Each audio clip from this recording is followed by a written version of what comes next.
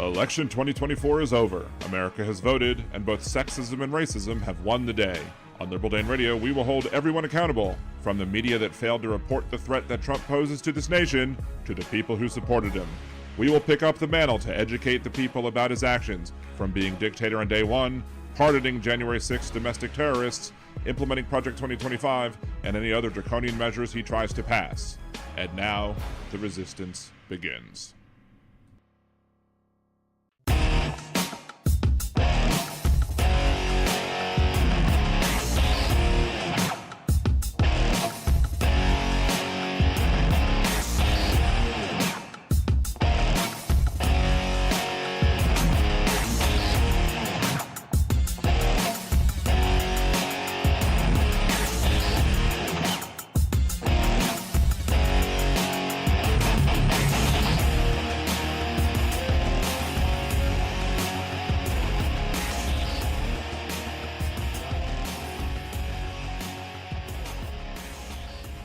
And welcome back to Liberal Dan Radio, talk from the left, that's right. This is your host, Dan Zimmerman, coming at you from New Orleans, Louisiana. We'll be opening up the phone lines probably a little more quickly than we normally do. So if you want to join in the show when it happens, it's 562-LIBDAN1, 562-542-3261. Otherwise, you can leave us... Oh, my background is from Monday, isn't it? I thought I had updated everything, but I did not. I'm a bad host. Nobody should watch me. Just kidding. There we go. Now we fixed it. Anyway, I got it right on the thumbnail for the YouTube channel. I just didn't get it right on the background for moi. Anyhow, so we are in the chats over on Twitch and on YouTube. The YouTube link is obviously liberaldanradio.com. Make it easier. Twitch.tv/liberaldanradio as well. Shouts out to Aaron, who's in both chats. We got Teresa. Good to see you. Molly, Floyd, Fancy. We're gonna have a lot of F people too. We usually have the J squad, or we have the F squad as well. Hey, Big Hook, what's going on? Jackie, Dean, let's see, Kevin, Jeff, from just north of Uranus, Nick, good to see you, Nick. Let's see, I ate too much chicken and sausage gumbo I had to take a nap. I mean, that typically does happen when I devour a nice big pot of homemade chicken and sausage gumbo. Hopefully it was homemade. If not, whatever. It is what it is. Sorry. Okay, so if you don't recall, what's up, Progressively Independent? Good to see you. Steve from Apostacron. That's an E. That's good English. Steve from across the pond. If it's no Scottish, it's crap. Thank you for joining as well. Let's see. I don't know if I've missed anybody. If I have, I do apologize. So let's see. To review... from the end of last week's Wednesday show, I should say, we had, I was just like talking, I forget exactly how it all came up. You can always go watch the show replay if you want, but I forgot exactly how it came up, but I was talking with Chris, one of the first patrons who supported Liberal Dan Radio. He was in the chat under a pseudonym. And it had come up that I think that's right, because we were discussing yellow dog Democrats, and we were discussing how what that was versus a blue dog Democrat, and I was then talking about how only very rarely have I ever voted for a Republican ever, and that was only in like extreme, bizarre circumstances where not voting for a Republican would have meant one of two worst Republicans might actually win the election in very Republican-leaning areas that I used to live in. So that was like one election where that happened twice. And then there was another election where I didn't vote for the Republican or the Democrat. I voted for the Green Party candidate, Malik Rahim. But I had brought up the fact that I wish I had some of the old Dan and Dave on the air audio that we had downloaded, I guess, or whatever, because I didn't remember that I'd put it anywhere in particular. I was like, I really wish that we had that, because there was this clip that I have where the congressman who won, the Republican, Congressman Joseph Gao, C-A-W, CAO, Congressman Joseph Gao, had won, and then he was, going around talking about all the stuff about the health care bill. And there was a particular clip that he played that he used to love to play on my old show, Dan and Dave on the Air, Talk from the Left, that's right. Obviously, I came up with the slogan. And when I told Joseph Gao that the particular portion of the Affordable Care Act, or at least it was H.R. 3200, which I don't think that became the Affordable Care Act. I think the Senate bill became the Affordable Care Act. But H.R. 3200 had Section 122 in that bill, which the Liberty Council and a bunch of other people were talking about how that particular section was about cost sharing. Or not about cost sharing. It was about death panels. And I was like, no, that's about cost sharing. So I insisted this to our sitting congressman at the time, and his response to me was, "You are much, much smarter than I am." What was that again, Congressman Cow? "You are much, much smarter than I am." And we found it, and the way we found it was as I was kind of sitting there playing, looking for stuff. I went to the web space where dananddaveonair.com used to live, and I found that we had old episodes that were stored up there, because I basically have a ton of, it's almost unlimited storage space, I think, on my thing. I really should go into business, as a separate side business, just hosting people's web stuff, because that'll give them the opportunity to, host what they want with very little space. So if you need web space, contact me. We'll work something out.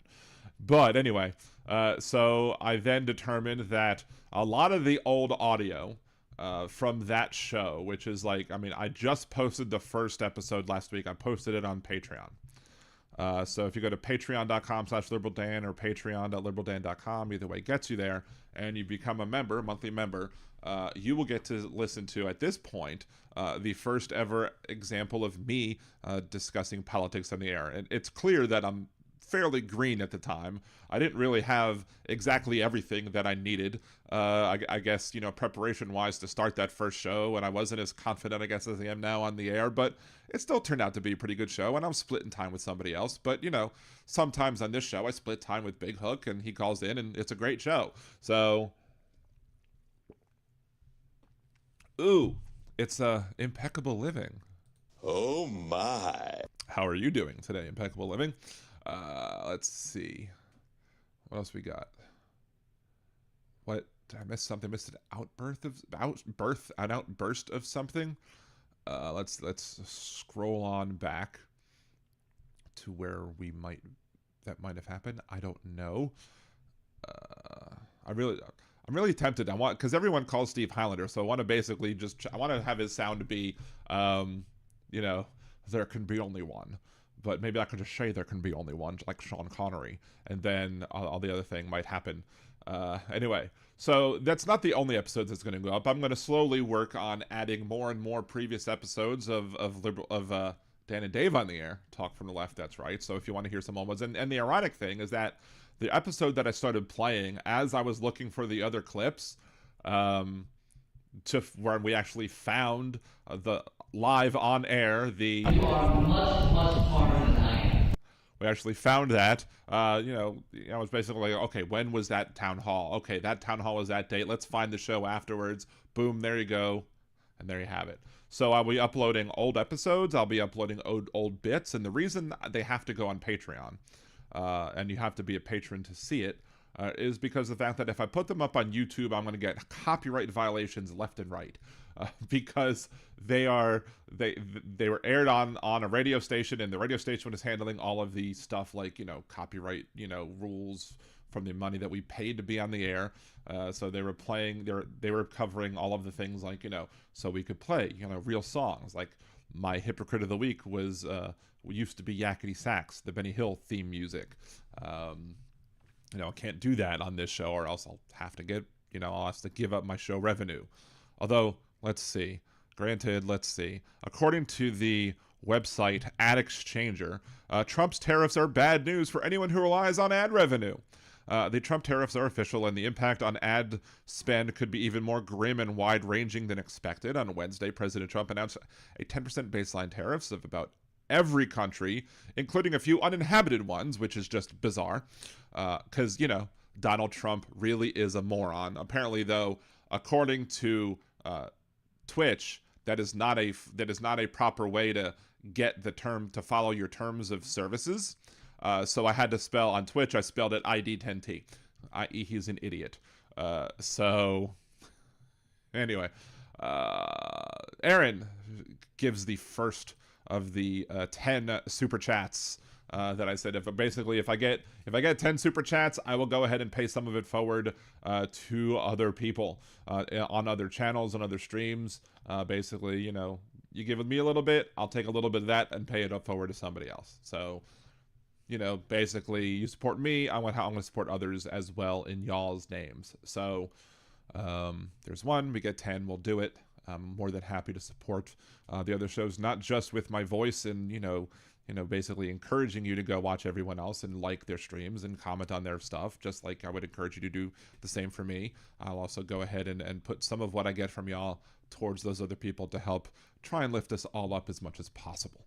So, I did it for Hal like on a big swoop when I finally got monetized here, and couldn't have done it without him. I could have done it without all of these sparklers or whatever. Anyway, back to Ad Exchanger. Thank you, Aaron, again for that. The tariff rollout was long anticipated.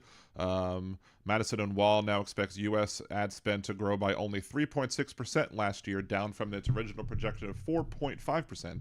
Magna, whatever that is, or I guess I don't know if that's Madison. I don't know what that is. Dropped its projection from 7.3% growth in the U.S. ad spend to 6.3%. Both pegged tariff-induced uncertainty as the reason for their revisions. In other words, forecasters expected tariffs would impact their advertising growth projections. They baked it into their numbers, but that was before we knew exactly how steep some of the tariffs would be. And now that we do, it doesn't bode well for anyone who depends on ad revenue. Well, that's one of the reasons. I guess one reason I'm not necessarily worried about it, because I don't expect to get a lot of money off of ad revenue from this channel anytime in the near future. I get some, but it's probably been a couple of bucks, and it's usually much more beneficial to get like the super chats and all the other different ways that you can support the show, which I'll talk about again, remind y'all in a brief second. But anyway, so all of these tariffs are causing uncertainty in many markets, let alone,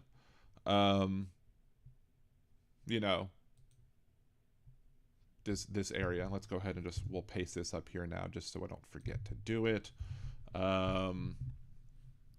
The thing I was talking about that I'm pinning to each of the chats is, I don't know why there we go. Pin message. That message that's pinned up top of the chat, it's also in the show thread or the show description on liberaldanradio.com, on the show, on the post or the description of this current video. With nerdydan.com, I get game sponsorships. I opted into this game sponsorship. It's should be very easy to do, at least width-wise. I don't really need more than 8 people to do everything, but obviously, if y'all want to play, y'all play, and just get there and try and get those as many of the trophies in the game as possible. It is free to play. I've not yet gotten to the part of the game where I can get to like the 3,800 trophies, so that I can test out if getting that one thing counts as the other two. I'm hoping to get there by Wednesday, and if I do, I'll let y'all know, because again, that's a great way to get the most bang for your buck is playing the game to that point, and then at least buying that one, which will almost doubles your money that you give to the show. Otherwise, other examples where that I give, like Venmo, I get even money. Buy me a cider, super chat, super stickers, other sort of memberships, I get some of the money. That being said, the games are the best ways to support the show, especially when it comes, if you do spend money to support the show, it gives you the most bang for your buck, helps me out, probably makes me look attractive to other people who also would, want to sponsor the show as well. Anyway, let's see.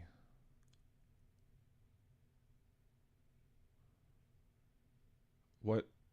I'm missing something from, let's see. Oh yeah. The whole thing about the Venezuelan gay hairdresser in El Salvador's working/death camps or whatever. There was somebody who posted about that on Facebook or whatever, and somebody was like, that Donald Trump administration has been deporting people who they're not supposed to deport. And whatchamacallit, some MAGA idiot was like, well, prove it. What do you mean prove it? Even frickin' Joe Rogan is talking about the gay Venezuelan hairdresser who, should not have been deported. Like, even he is being critical of the Trump administration at this point, at least on that particular issue. I mean, it's been great to see people like Dave Portnoy, or whatever his name is, from, was it Barstool Sports, and the guy who lies and says he has one bite only on his pizza things, and then takes like 17 bites out of the slice of pizza. He's lost apparently $7 to $9 million in the stock market, and that's probably not even including today, where he probably lost more.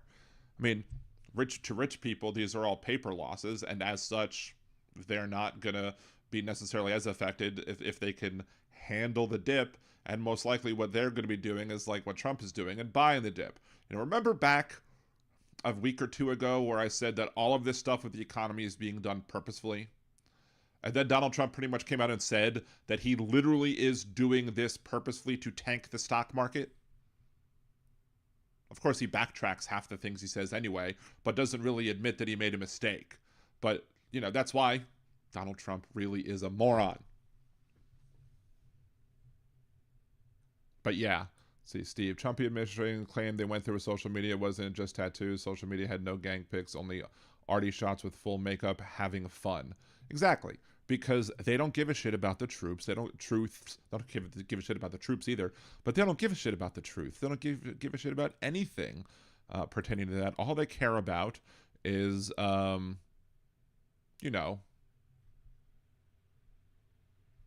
themselves. See, Steve, exactly. It is not the responsibility of the accused to show innocence. It's the accusers that must show guilt. And we're going to talk about it because I was going to have a whole bunch of conversation first about how dumb the Trump administration is. But time to change the show background already.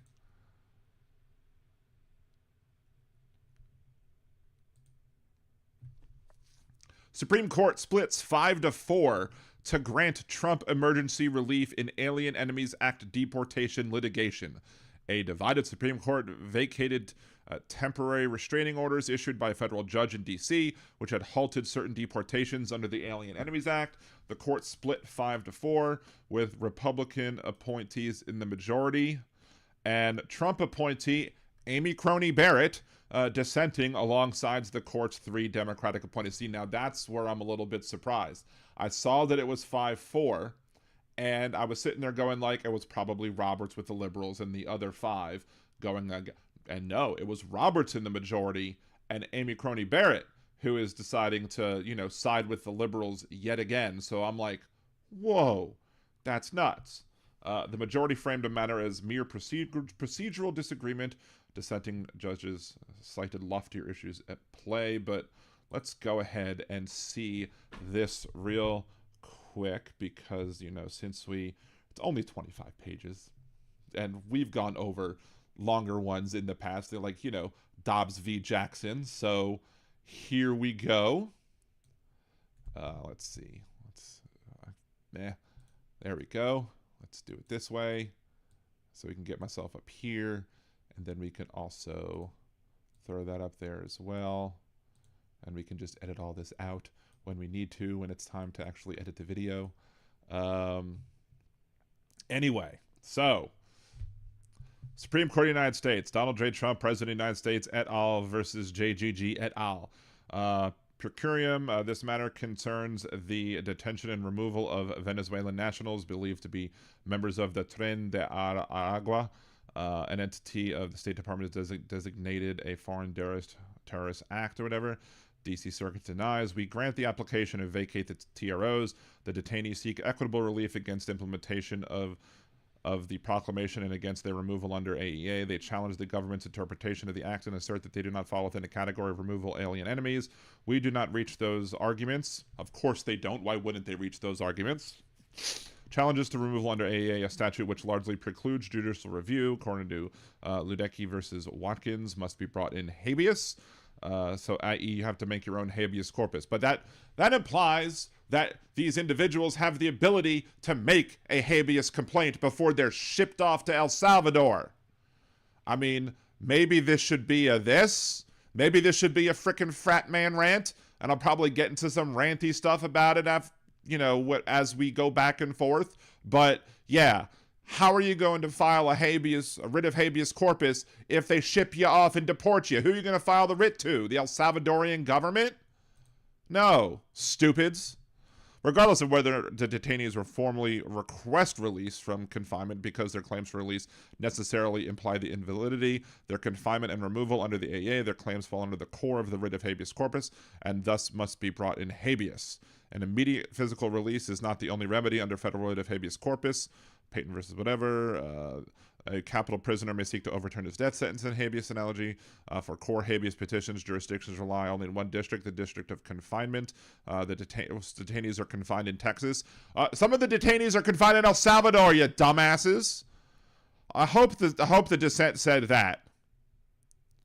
The detainees also sought equitable relief against summary removal. Although judicial review under AA is limited, we have held that an individual subject to detention and removal under that statute is entitled to judicial review as to questions of interpretation and constitutionality of the act, blah, blah, blah. Under the proclamation, the term alien enemy is defined to include all Venezuelan citizens 14 years or older who are members of TDA, are within the United States, and have not actually naturalized or lawful permanent residents. The detainees' rights against summary removal, however, are not currently in dispute.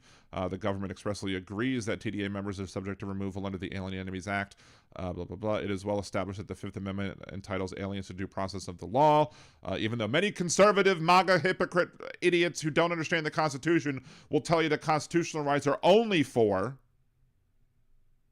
the citizens of the United States, but clearly there are Supreme Court precedents to say that at least this affirms that, even though it's still ruling in the stupid. The detainees are entitled to notice and opportunity to be heard appropriate to the nature of the case. More specifically, AEA detainees must receive notice after the date of this order that they are subject to removal under the Act. This notice must be afforded with a reasonable time and in such a manner that will allow them to actually seek habeas relief in the proper venue before such removal occurs. What about the people who have already been removed? For all the rhetoric of the dissents today, as order and per curiam confirmation of the detainees subject to removal orders under the AA are entitled to notice and an opportunity to challenge the removal. Yes, but do we trust that the administration is going to allow them to have that? That's the problem. We don't trust that because the administration has already shown themselves to not want to follow court orders in the past, so why are they going to follow court orders now? The only question is the court whether resolve that challenge for reasons set forth. We hold the venue lies in the district of confinement. The dissents would have the court delay resolving that issue, requiring, given our decision today, that the process begin anew down the road. We see no benefit in such wasteful delay. Oh, so now they're the Doge of the Supreme Court, eh? It is so ordered. Justice Kavanaugh concurring. I agree with the court's per curiam opinion. Importantly, as the court stresses, the court disagreement with the dissenters is not over whether the detainees receive judicial review. All 9 members of the court agree that judicial review is available. The only question is where that judicial review should occur. The president has already kicked people out. I agree with the court's analysis that the claims must be brought in habeas. I add only that the use of habeas for transfer claims is not novel. The extradition blah blah blah, Gitmo, blah blah blah blah blah blah blah blah blah blah. So he agrees, and whatever. Justice Sotomayor, with whom Justices Kagan and Jackson join, and with whom Justice Barrett joins as to Part 2 and 3, B, descending. 3 weeks ago, the federal government started sending scores of Venezuelan immigrants detained in the United States to a foreign prison in El Salvador. It did so without any due process of law, under the auspices of the Alien Enemies Act, a 1798 law designed for times of war.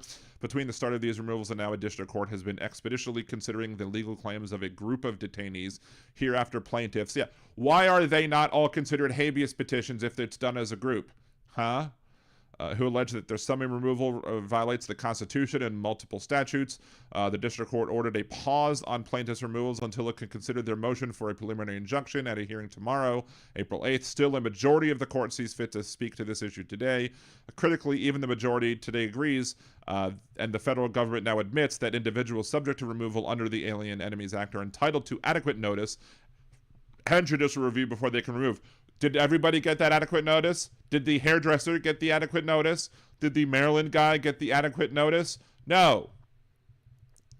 That should have been the end of the matter. Yet with bare bones briefing, no argument, and scarce a time for reflection, the court announces that legal challenges to an individual's removal under the Alien Enemies Act must be brought in habeas petitions in the district where they are detained. The court's legal conclusion is suspect. The court intervenes anyway, granting the government's extraordinary relief and vacating the district court's order. It does so without mention of the grave harm plaintiffs will face if they are erroneously removed to El Salvador, or regard for the government's attempts to subvert the judicial process throughout this litigation. Because the court should not reward the government's effort to erode the rule of law with discretionary equitable relief, I respectfully dissent. The case arises out of the president's unprecedented peacetime invocation of wartime law, known as the AEA, enacted in 1798. Let's see, that's a history of whatever, blah, blah, blah. To that end, the act grants the president the power to detain and remove foreign citizens of a hostile nation or government when there is declared war with such nation, when a foreign nation threatens invasion or predatory incursion against the territory of the United States. Before today, U.S. presidents have invoked the AEA only 3 times, and in the context of an ongoing war: 1812, World War I, World War II. That changed March 14th, 2025, when President Trump invoked the AEA to address an alleged invasion of the United States by Tren de Aragua, a criminal organization based in Venezuela. See Invocation of Alien Enemies Act regarding the invasion of whatever of his executive order. There is, of course, no ongoing war between the United States and Venezuela, nor is Tren de Aragua itself a foreign nation. The president's proclamation nonetheless asserts that Tren de Aragua is undertaking hostile actions, conducting irregular warfare against the territory of the United States, both directly and at the direction of the Maduro regime in Venezuela, which, of course, I'm sure he's provided no proof of. Congress requires the president to make public proclamation of his intention to invoke the AEA. President Trump did just the opposite in what can be understood as only covert preparation to skirt both the requirements of the act and the Constitution's guarantees of due process. DHS began removing Venezuelan migrants from immigration and customs enforcement detention centers across the country to the El Valle Detention Center in South Texas before the president even signed the proclamation. The transferred detainees, most of whom were denied past or present affiliation with any gang, did not know the reason for their transfer until the evening of Friday, March 14th, when they were apparently pulled from their cells and told they were deported the next day to an unknown destination. Suspecting that the president had covertly signed a proclamation invoking the AEA, several lawyers anticipated their client's imminent deportation and filed a putative class action to the District of Columbia. They contested that Tren de Agua had committed or attempted the kind of invasion or predatory incursion required to invoke the AEA. They also asserted that they would violate the due process clause, yada yada. In the early morning, the district court informed the government of the lawsuit and scheduled an emergency hearing. Despite knowing the plaintiffs' claims that it would be unlawful to remove them under the proclamation, the government ushered the named plaintiffs onto planes along with dozens of detainees, all without any opportunity to contact their lawyers, much so less without notice or opportunity to be heard. I.e., they weren't heard. I.e., they were sent off without given due process. They were sent off without given the ability to file a writ of habeas corpus to protest their unlawful incarceration, deportation, etc. But yet these idiots in the Supreme Court, the 5, including Roberts, and for some reason excluding Barrett, shockingly enough, they decided that they were going to just look the other way. Just look the other way, I suppose. The government's plan, it appears, was to rush plaintiffs out of the country before the court could decide whether the president's invocation of the AEA was lawful, whether these individuals were in fact members of Tren de Aragua. Plaintiff JGG, for example, had no chance to tell a court that the tattoos causing DHS to suspect him of gang membership were unrelated to a gang. He avers that he is a tattoo artist who got an eye tattoo because he saw it on Google and thought it looked cool. Recognizing the emergency the government had created by deporting plaintiffs without due process, the district court issued a temporary restraining order. That same morning, the order prohibited the government from removing the 5 named plaintiffs, including JGG, GFF, who had been on a plane for about 40 minutes to an hour as crying and frightened individuals were forced on board, was subsequently retrieved from the plane by a guard who told him he just won the lottery. The court then set an emergency hearing for 5 p.m. that same day, which had planned to consider the plaintiff's claim that temporary relief should be extended to a class of all non-citizens subject to anticipated proclamation. See 2005 WL, blah, blah, blah. Despite notice of the government that the court scheduled hearing, DHS continued to load up the 2 planes with detainees and scheduled their immediate departure. government counsel agreeing that DHS was acting in preparation of the proclamation before it was posted, not until an hour before the district court's hearing, and only moments before the government planned to send its planes off to El Salvador did the White House finally publish the proclamation on its website. At its 5 p.m. hearing, the district court provisionally certified a class of Venezuelan non-citizens subject to the proclamation. Then it issued an oral temporary restraining order prohibiting the government from removing all members of the class pursuant to the proclamation for 14 days. The order did not disturb the government's ability to apprehend or detain individuals pursuant to the proclamation, or its authority to deport any individual under the Immigration and Naturalization Act. All it required of the government was a pause in deportations pursuant to the proclamation until the court had a chance to review their legality. But these conservatives are in such a damn hurry to get these people out because they don't measure twice before cutting once. And I've said this before, I've said this again, and apparently even Joe Rogan agrees with me, that this administration needs to measure twice before cutting once. But they're not doing that. They're purposely rushing things and knowingly making errors and mistakes because they don't care, because to them it's not a bug, it's a feature. The ability to be able to deport people who aren't white out of this country, who they can, terrify you with and claim, oh, these are all gang members when they're not, is just part of their plan. It's part of their designs. It's part of their attempts to, ignore the rule of law in this country. Concerns about the government's compliance with the order quickly followed. Even now, district court continues to investigate what happened via a show cause proceeding. In those proceedings, the government took the position that it has no legal obligation to obey the district court's orders directing the return of planes in flight because they were issued from the bench. Of course, as the government well knows, courts routinely issue rulings for the bench, and those rulings can be appealed, including this court, in appropriate circumstances. The district court, for its part, has surmised that the government knew as of 10 a.m. on March 15th that the court would be holding a hearing later that day, yet it hustled people onto those planes in hopes of evading an injunction or perhaps preventing individuals from requesting the habeas hearing, which the government now acknowledges they are entitled to. So the government now acknowledges in court that these people are entitled to habeas corpus hearings, but can provide no example of all of these people who were kicked out before being granted habeas corpus hearings. And people don't understand why we're upset with Donald Trump, why we're pissed off with Doge, why we're mad at Elon Musk and all these fascist Nazi dictator wannabe bullshit folks. Because I don't care about the language right now. They're like, oh, what they're doing is not wrong. Yeah. Clearly, if they're rushing to get people on the planes because they don't want to have to hear a court ruling, then that should not only be seen as being suspicious at the very least, that should also be seen as being frickin' in contempt of court, or at least trying to have contempt of court, or showing contempt of the court because they were like, well, we're going to do this anyway regardless of how this judge rules. That should be contempt 101.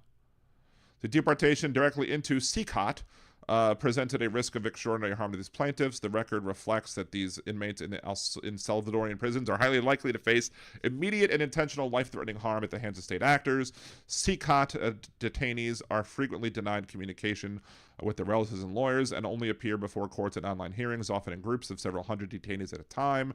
El Salvador has boasted that inmates in MAGAt will never leave, and plaintiffs present evidence that inmates are rarely allowed to leave their cells, have no regular access to drinking water, adequate foods, sleep standing up because of overcrowding, and are held in cells that do not see sunlight for days. One scholar attests that an estimated 375 detainees have died in Salvadorian prisons since March 2022.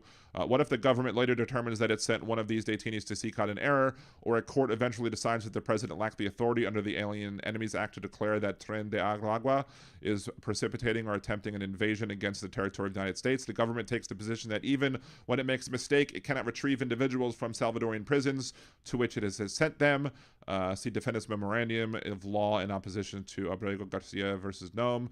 The implication of the government's position is not only non-citizens, but United States citizens could be taken off the streets, forced into planes, and confined to foreign prisons with no opportunity for redress if judicial review is denied unlawfully before removal. History is no stranger to such lawless regimes, but this nation's system of laws is designed to prevent, not enable, their rise, even as the government has continued to litigate whether its March 15th deportations complied with district court's orders. It simultaneously sought permission to resume summary deportations under the proclamation. The district court first denied the government's motion to vacate its TRO. The president's authority and discretion under the Alien Enemies Act is not proper, subject for judicial scrutiny, blah, blah, blah, blah, blah. It is only this court that sees reason to vacate for the second time this week a temporary restraining order standing on its last legs. Department of Education, not content to wait till tomorrow when the district court will have a chance to consider full preliminary injunction briefing at a scheduled hearing. This court intervenes to relieve the government of its obligation of the order.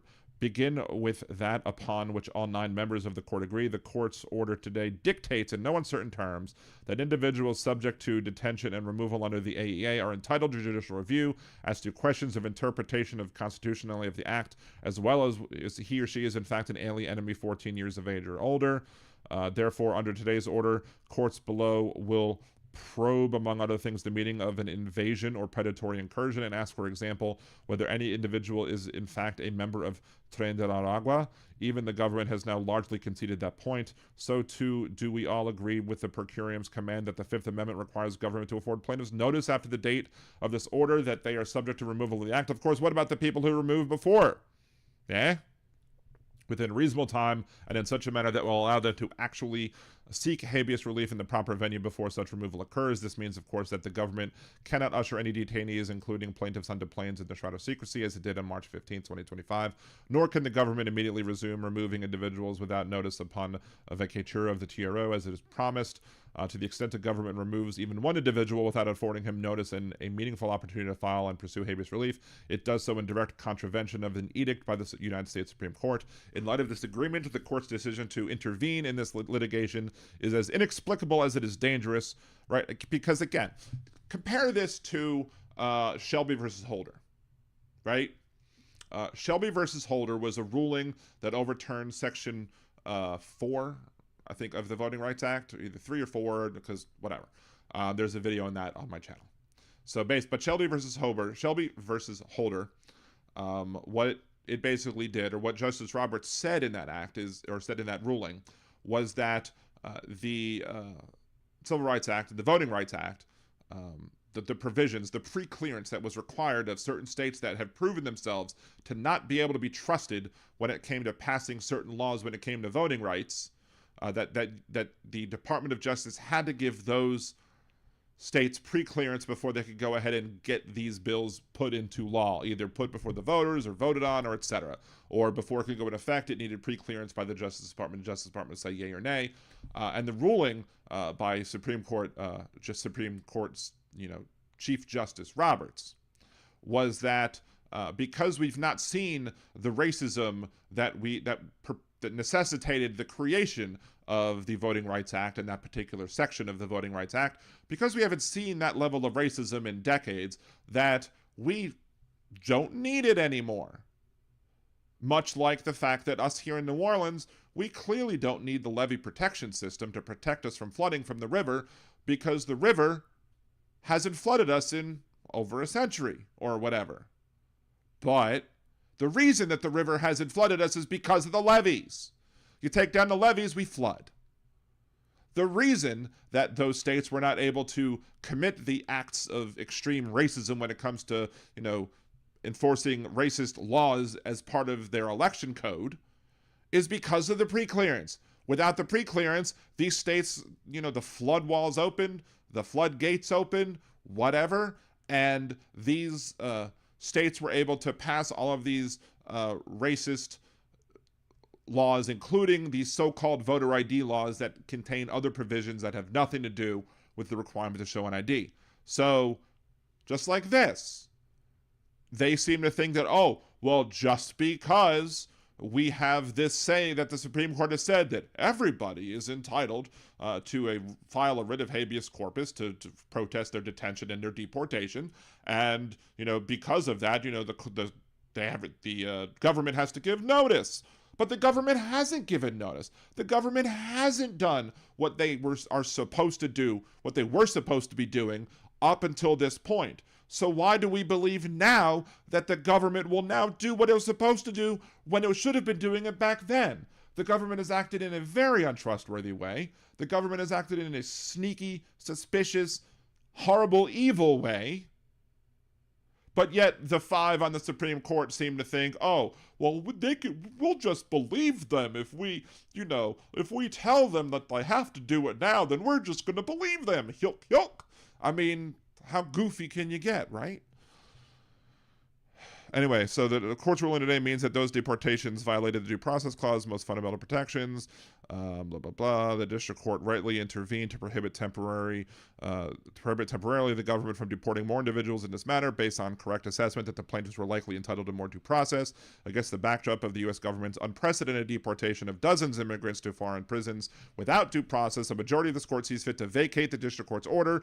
The reason apparently is because the majority thinks plaintiffs' claims should have been styled as habeas actions and filed in the districts of their detention. In reaching that result, the majority flouts well-established limits under its jurisdiction, creates new law on the emergency docket, and elides the serious threat our intervention poses to the lives of individual detainees. As an initial matter, the court lacks jurisdiction to review the district court's time-limited interlocutory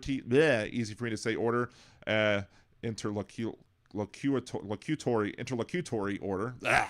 It is well established that generally temporary restraining orders are not appealable.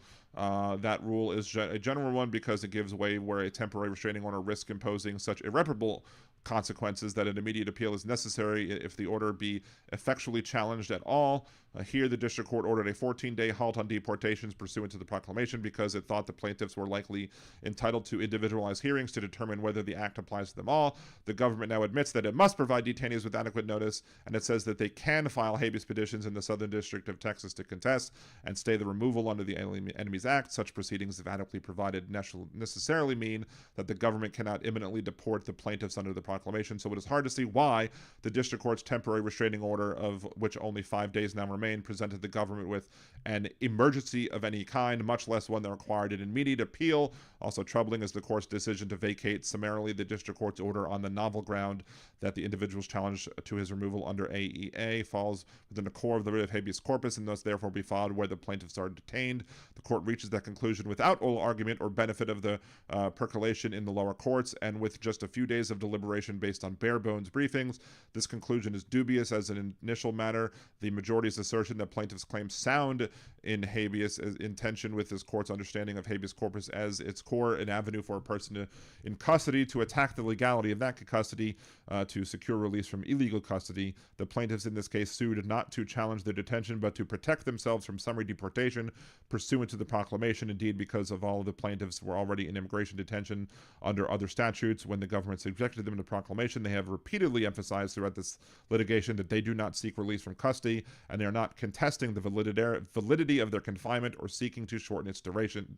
Nevertheless, the majority insists the plaintiffs' claims unnecessarily imply the invalidity of their confinement and removal under the Act, and so essentially amount to a challenge of their present physical confinement, which is just stupid, because habeas... Thank you, Molly, very much for the super chat. Appreciate you. But yeah, so there are also good reasons to doubt that Heck's holding about the availability of the relief under 1983 extends to Administrative Procedures Act. The Heck Bar arose. It's a trap! The Admiral Heck Bar, arose from the court reading an implicit exception into 1983 to avoid swamping the habeas statute's coverage of claims that the prisoner is in custody in violation of the Constitution. The court has never limited the availability of APA relief so narrowly. To the contrary, the APA has been long available to plaintiffs absent specific preclusion by Congress. Although the APA allows courts, we can skip that, blah, blah, blah. Let's just go on more and more and more. Let's just see what anybody else had to say or get to the conclusion. The government's conduct in this litigation poses an extraordinary threat to the rule of law. That a majority of this court now rewards the government for its behavior with discretionary equitable relief is indefensible. We as a nation and a court of law should be better than this. I respectfully dissent. Justice Jackson, I join Justice Sotomayor's defense in full. Let's just kind of scroll down. I'll lament that the court appears to have embarked on a new era of procedural variability, and that it has done so in such a casual, inequitable, and in my view, inappropriate manner. And that was it. At least when the court went off base in the past, it left a record so posterity could see how it went wrong. See Cormisto versus United States. With more and more of our most significant rulings taking place in the shadows of our emergency docket, today's court leaves less and less of a trace. But make no mistake, we are just as wrong now as we have been in the past, with similarly devastating consequences. It seems we are just less willing to face it. Again, why on earth would the 5 members who were conservatives and who actually, have no brains, I guess, why would they trust this administration when it came to, I don't know, anything that it says about anything whatsoever? They proved themselves to be not trustworthy because they were trying to rush the people out of the country before the court could rule. If that's the type of, that is literally the type of behavior that is done by criminals. Or children who are caught with their hand in a cookie jar. Like, let's get all the cookies out of the cookie jar before mom comes home and catches us, and we're going to take the cookies to our room. Like, that's the type of childish, illegal, immoral, and unethical behavior that this administration is all about. And yet the 5 on the Supreme Court that supported the administration's request for emergency relief just want to be like, oh, well, since we said you have to do it, we're going to trust that they're going to do it. No. Verify that they're going to do it. And then afterwards, you can maybe trust that they are doing the right thing. But I'm never going to trust that the Trump administration is going to do the right thing simply because of the fact that they've proven themselves time and time again that they are not worthy of that feeling or trust or whatever. They are unworthy of that. So yes, this is becoming a fat man rant because you have innocent people being deported and you have the potential of other people who could very well be deported without being given the opportunity to show that they are innocent. That's not even their requirement. The requirement is on the government to show that they are guilty. The government has that requirement. The government should always have the requirement to prove guilt, not put on the defendants or the impending deportees. It's not up to them to have to prove their innocence. They should never have to prove that they shouldn't be deported. They should not have to prove, that them being deported is an illegal thing. Government should have to prove that each and every act of deportation is a legal action, and it should have to be done in a court of law. But I guess the Supreme Court, just wants to only do it, I guess, now, and not, where's the Supreme Court when with the other people who've already been deported, who were denied the ability to file a writ of habeas corpus? Where's that? What happens to them? How do you enforce that?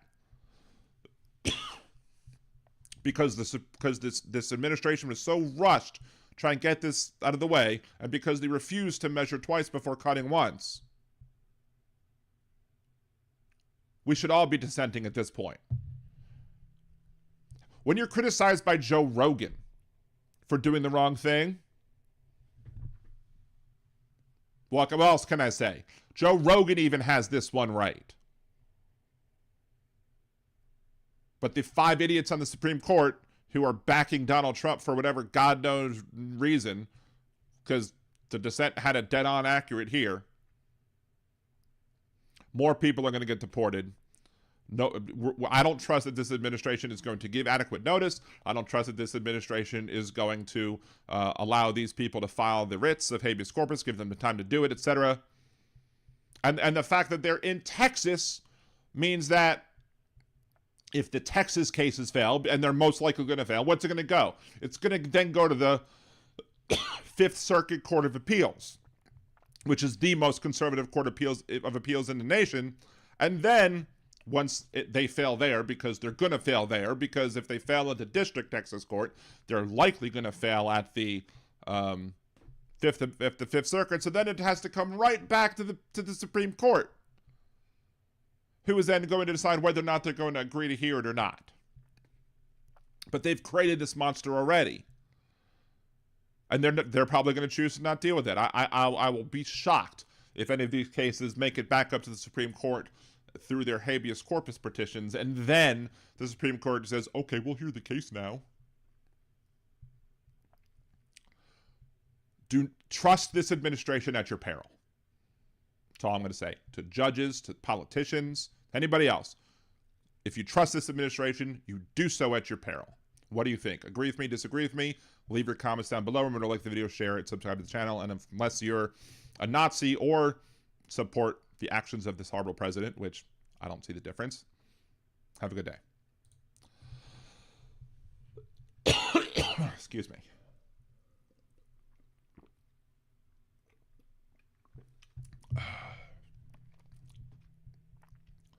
Let's see. Have they actually deported the guy that we talked about on a show a few weeks back? Have they actually deported him yet, or is he still in holding in Louisiana? Because I think he's in Jena, Louisiana at this point. Let's kind of grow back again. Molly, thank you very much for the second $5 super chat. Appreciate you. Interlocutory order. Thank you. I know, just having a bad wording day, I guess.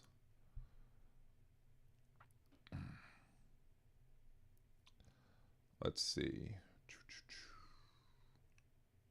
Kelly, I'm a fairly new fan last month, so appreciate you, Kelly. Hey, Roxanne. I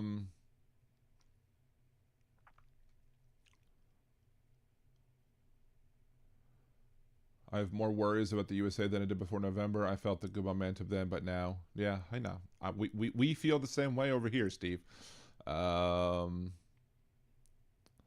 So this is why I don't consider Lincoln the best president ever. He took away habeas corpus during the Civil War. I think what's the Constitution on Constitution habeas corpus? Let's see. The privilege of the writ of habeas corpus should not be suspended unless when in cases of rebellion or invasion, the public safety may require it. So I wanted to get the word correctly before I actually got onto it. So he had the constitutional authority to deny the writ of habeas corpus. Of course, that's going to open up a whole new ball of wax. That's gonna a whole new can of worms, or whatever mixed metaphor you want to use, right? That's gonna open up a whole nother whatevers, because Donald Trump can then say, well, we're in a case of invasion, so since we're in a case of invasion, I'm suspending the ability to file a writ of habeas corpus. I should record that just and post it and be like, this is my prediction. This is a bold prediction by Liberal Dan Radio, Talk from the Left. That's right. Because the Supreme Court said in its ruling that agreed with the Trump administration, at least in part, to not have the TRO against its actions. The Supreme Court actually did say that each person who is going to be deported needs to be given notice of said deportation and enough time to file a writ of habeas corpus. And the Supreme Court ruling did say that habeas corpus petitions are not just for citizens, that they are for legal residents as well. They are for anybody who are here in this country. So, what's my prediction here? Is that Article 1, Section 9, Clause 2 states of the Constitution, the privilege of the writ of habeas corpus shall not be suspended unless, when in cases of rebellion or invasion, the public safety may require it. So my prediction here is that if the courts now say, hey, we do not allow you to just deport these people all willy-nilly, they have the right to be given written notice, and they have the right to file a petition of habeas corpus. He's going to go Abraham Lincoln on their asses and say, well, we're being invaded, and since we're being invaded, the Constitution allows us to suspend the writ of habeas corpus. And then, what's the Supreme Court going to do at that point?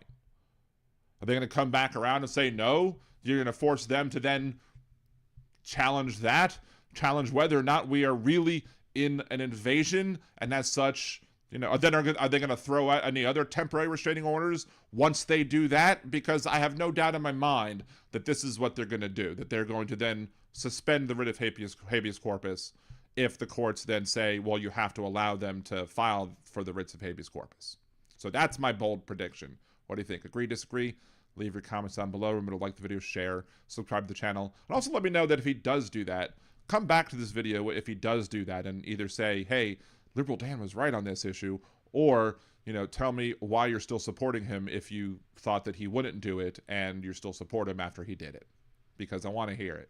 because the ability to make excuses are getting thin for this president right now.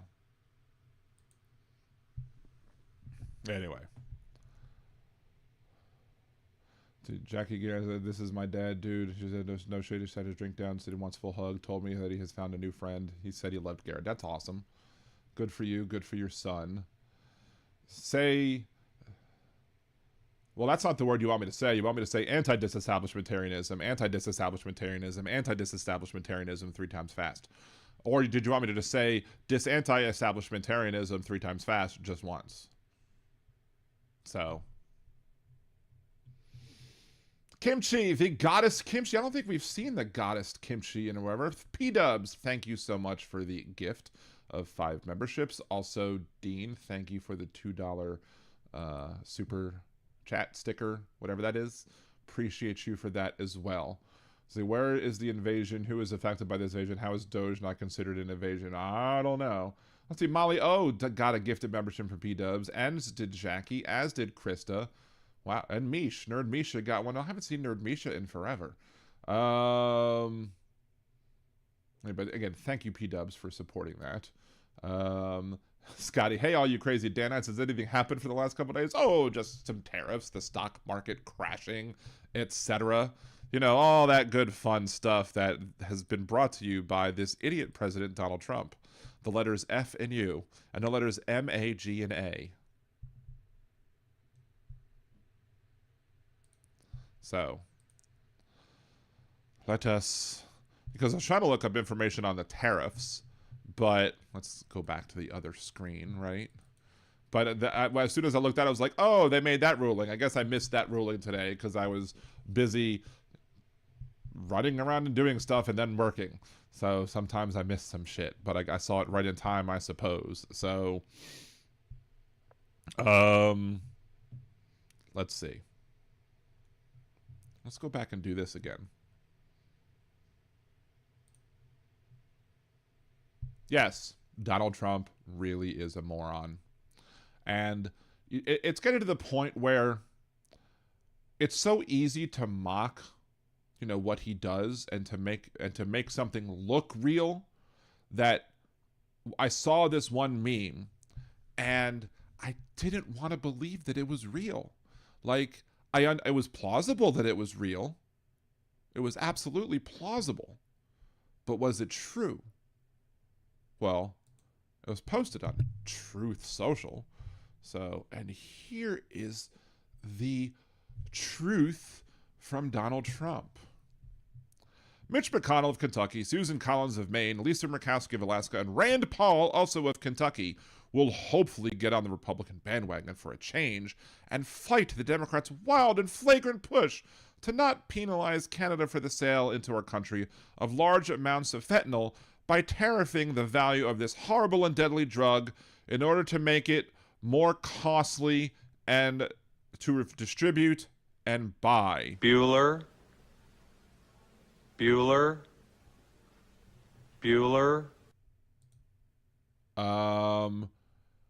Does he really think that people who sell fentanyl are going to pay tariffs?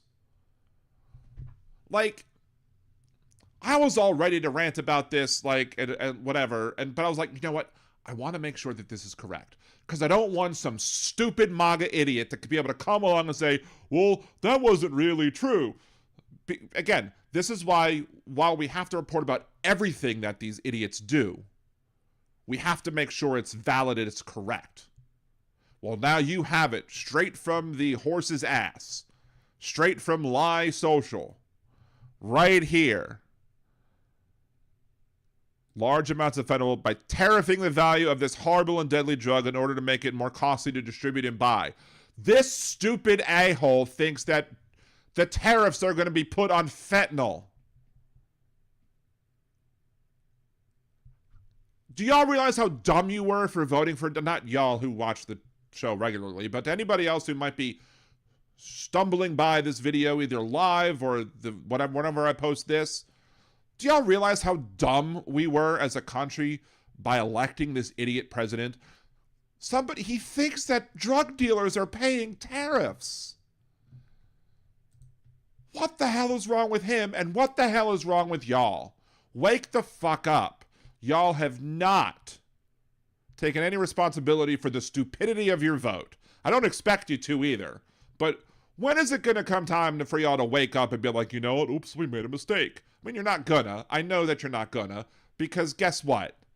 Donald Trump, after the 2016 Nevada primary, said that he loved the poorly educated.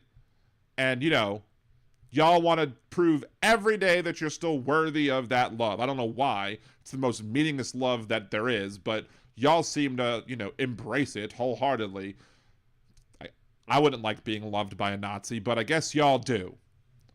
But you're also loved by a frickin' moron who's just about as dumb, if not dumber, than y'all.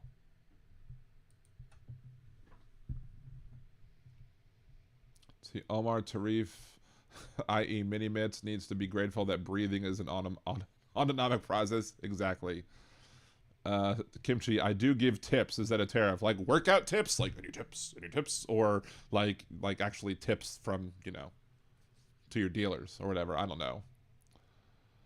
Why, P-dubs, why doesn't Trump go after the American mules bringing the fentanyl into our country?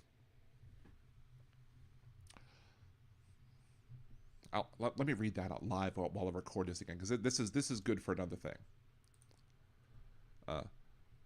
Active watcher, fan of the show, P-dubs, shout out to P-dubs, asks in chat, why doesn't Trump go after the American mules bringing the fentanyl into our country? Because if he did that, if Donald Trump did that, then he would actually have to report the amount of fentanyl that he was stopping from entering this country. And he doesn't want to do that because Donald Trump doesn't want you seeing that number. I mean, Donald Trump claims that either apprehensions or encounters, he uses it interchangeably, even though those aren't interchangeable words. He uses it interchangeably to determine, you know, how it's much better at the border. But just because you haven't encountered them doesn't mean that we believe that you're actually trying to encounter them. Donald Trump and all of your supporters. Just like with the whole, again, in Tulsa, when you said you wanted to stop the testing because when you have more testing, you have more cases. He didn't want us to, he may have actually believed that testing causes cases. There are some idiots who actually do believe that, like who listen to Jeff Carrera's show or whatever. But at the end of the day, he didn't want to test because he didn't want to have to tell y'all. He didn't want the CDC or Department of Health or whatever else. They didn't want those numbers out there so that during an election season you could see, oh, these are the amount of positive COVID cases that are taking place. And he didn't want us to know that. He wanted us to still be in the dark. Even though it would have been helpful to know how many people exactly had COVID, because then we could have, you know, done targeted shutdowns and all that other good stuff. So no, Donald Trump didn't want us seeing those numbers. Donald Trump doesn't want us seeing the actual numbers of fentanyl coming into this country. So that's why he's not going to deal with the mules bringing in the fentanyl into the country, because then he'd have to report them. So what better way to not report them than to not deal with them and instead come up with some dumbass idea that his tariffs are going to stop fentanyl. Could have had a V8. Could have had a Vice President Harris or President Harris. Anyway, that's why Donald Trump doesn't go after the fentanyl mules, because then we'd have to report to us that he caught them, and then he would be afraid that people would use that against him, like, you know, they used against Biden when Biden was like, hey, we've stopped more fentanyl crossing the border than anybody in history, and the Republicans complained, making me think maybe the Republicans can only win elections by selling fentanyl and using the proceeds to, you know, buy off justices and elections and all the other crap. Anyway, what do you think? Do you agree with me that Donald Trump really doesn't want to, you know, actually encounter the mules that are bringing fentanyl across the border? Because if he did, he'd have to report the actual numbers of fentanyl that are coming across the border. Or do you think there's some other reason why he's not doing it? Leave your comments down below. Remember to like the video, share, subscribe to the channel, and unless you're a Nazi, have a good day. Anyway, so there you go. Shouts out to P-dubs, as well as me giving my little rant about that. Let's see. Tax the black market, no telling what Trump thinks that is. Yeah, exactly. Although he did, you know, pardon somebody who did make money selling drugs on the black market. So they're taxing the drugs. They're taxing the... I'm sorry. Yeah, he got no love in his dark heart. Exactly, Robin. I wasn't sure YouTube would let me get away with a dealer joke. You never know.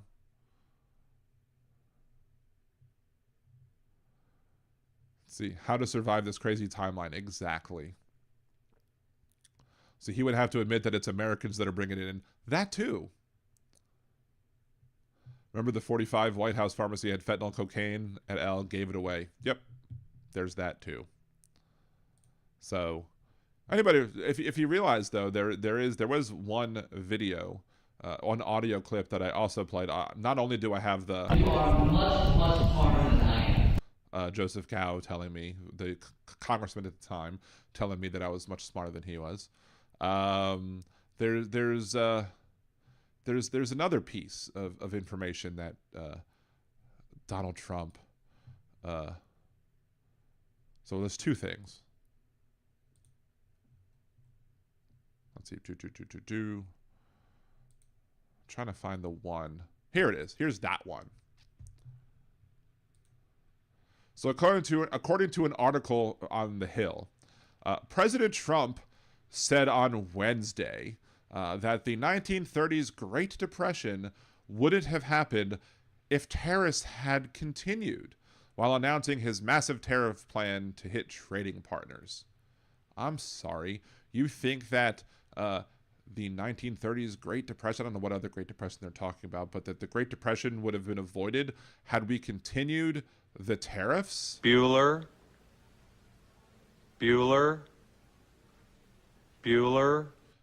He's 6.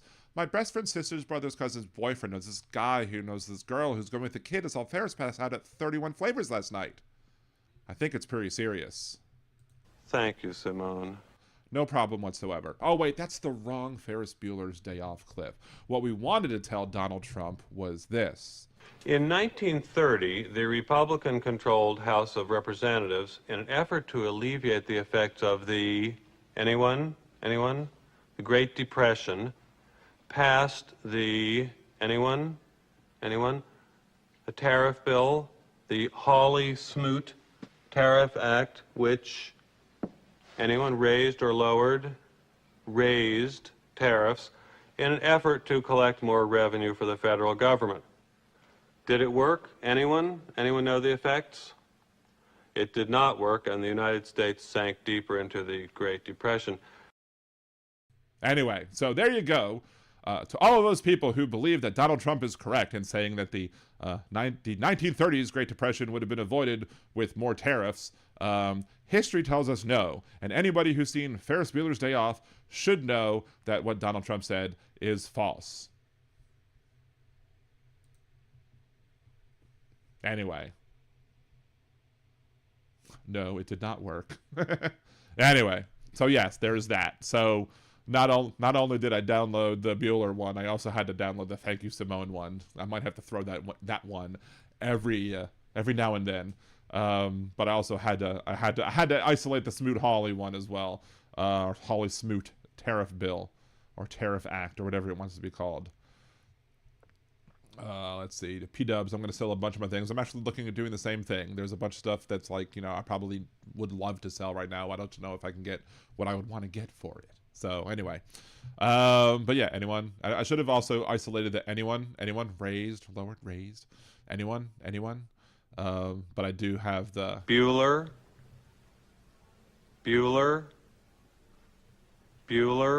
And it's such a great clip because like the Buellers, like the pause between Buellers is just a smidge, like a fraction of a second longer than it needed to be be a reasonable like one. So you're getting to the point where you hear like Bueller, and then you're waiting for the next one. And you're like, oh, should have had Bueller. It's so well timed. It's a shame that Ben Stein has to be a freaking Republican, but. Aaron, my mom just sent me that clip. So funny. Well, like how long ago did she send you the clip? Like a minute ago, or whatever. I have kimchi. I have nothing to sell. Even my body has to be discounted. I don't know if I discount that kimchi. I mean, to discount the body of a goddess, right? I mean, goddess kimchi. How can you discount that? So, spam. Yes, I don't like spam. Let's see. Do I beat Aaron to it? I think I did. I did. Look at that. 5 minutes ago. That's funny. That, I mean, maybe that whole sort of connection with, you know, me and calling him out on the air horn. Hold your ears for the air horn. That's the Aaron horn. Nothing beats the first time that me and Aaron were ever on the same wavelength, which was when I said here on the show, I had just posted the Buy Me a Cider logo thing. I just posted the Buy Me a Cider thing. And I was like, and I just set it up, and I was like, no one had bought me a cider yet. And I'm sitting there going, I'd really love it. I'd really love to see whether, you know, how it looked like if when somebody actually buys a cider from me.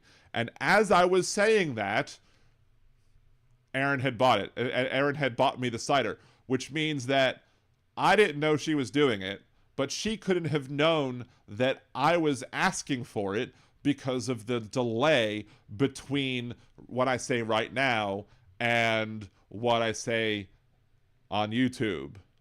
And then 1, 2, 3, 4, 5, 6, 7, 8, 9, 10. It's like a 10-second wait for me to actually see my mouth move on the screen up there before. So it's at least 10 seconds, and it probably was more before because my computer was shittier. So it was just, that is actually up on YouTube as well if you want to see that at some point. So, but that is funny though, that your mom sent the video to you 5 minutes ago and then I just went ahead and played it. Anyone raised, lowered, raised? Anyone? Anyway, so there's that. But then,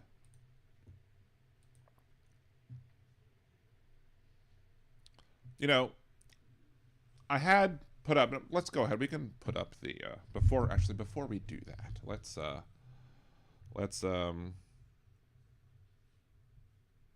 make sure that the volume on the phone is reduced so we don't go, it already was. Look at that, I'm smarter than I think I am.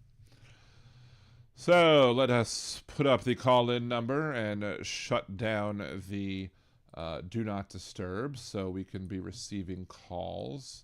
And if you want to call, it's 562-542-3261, 562-LIBDAN1, 562-LIBDAN1. Josh, sounds like insider trading. I'm going to have to bring that up to the cider mongers who we go to the next time we actually happen to go to the cider house that's here on Broad Street, i.e. Broad Street Cider, who's not a sponsor, but I've sponsored them enough, I guess.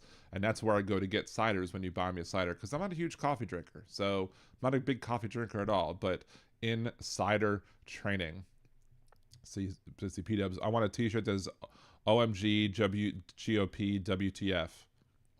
Well, once my first t-shirts come out, the second t-shirts, maybe we'll say that as well.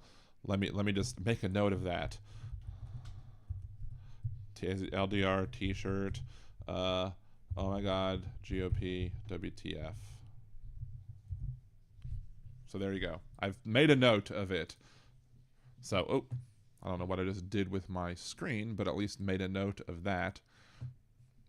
Anyway, 562-542-3261, 562-LIBDAN1 is the number to call in to access the show. We accept good puns from Josh, or hey, Brandon Woods, good to see you. I see you, Brandon. Thank you for joining. Donald Trump is a moron. Wait, hold on. What? Somebody's humming me. What are you humming me for? I need to tell you something. What do you need to tell me? What'd you do with the bat things? What bat? I handed them to you. I think you put them somewhere. Check the kitchen. Check between the sink and the stove, either on the floor or up. And I think they're somewhere in that area. I can't tell you anymore right now. Just take a shower if you can't find it yet. We'll find it later. Okay. My son wants to take a bath instead of a shower, but for some reason he can't find the stoppers that I just got him at Walmart and I gave to him, you know, before I made dinner tonight. Oh, Donald Trump is a moron, sir. This is extremely offensive to morons. Well, you know, there's a whole big swath of them, and as of right now, I think anybody who would previously have been described as a moron, I think they get elevated up a level just so Donald Trump could fit down there. So, hey, P-Dubs, if you're calling in, awesome. Good to hear that you're calling in. Can't be Big Hook all the time, but yes, here we go. Let's see. Let's do that. Keypad. Hey, P-Dubs, what's going on? Thank you for calling in. Good to hear from you. There was another T-shirt that I saw that I really liked, and I put it in the stream a little while ago.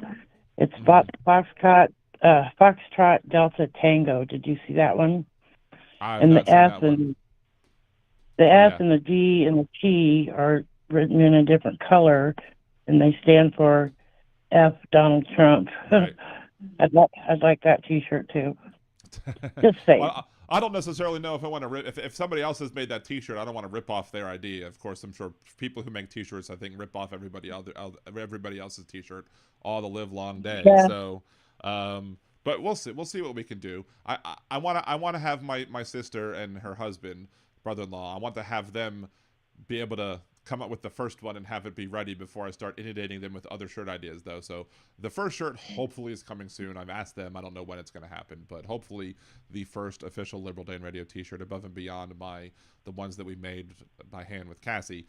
You know, other than that, and hopefully we'll get the other ones out to the other people who I owe shirts to as well. So anyway, so what else is going on with you? Nothing. I was involved with Indivisible Southeast Iowa, and the lady that was running it said I could make a YouTube channel with that on it, and I did. And then I went ahead and made a Blue Sky account, and she suddenly told me to take them both down. She couldn't deal with it, and it was too stressful with all the new members, and she didn't know that it was a copyright thing. And so I've been kind of bummed out about that, because I was really working hard to, you know, put it out there for people, and she just shut it all down. But I still support them. And so it was like the group, the 50 and 50 states or whatever, those people were saying that because you created a YouTube channel for that specific cause, that because you made it and not them, that it somehow violated their copyright or something?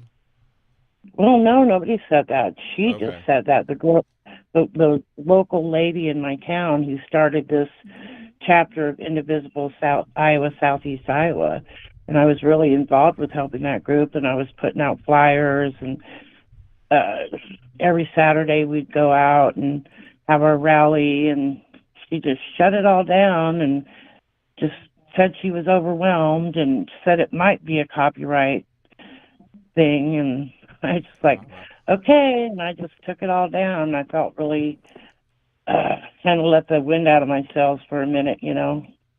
Oh, I feel that. Like there's been things that have happened to me, you know, not just recently, but where like the wind out of my definitely felt like it got blown out of my sails, simply because of the fact that, you know, we try and do, you know, good things and things that are necessary and needed, and other people just want to step in our way.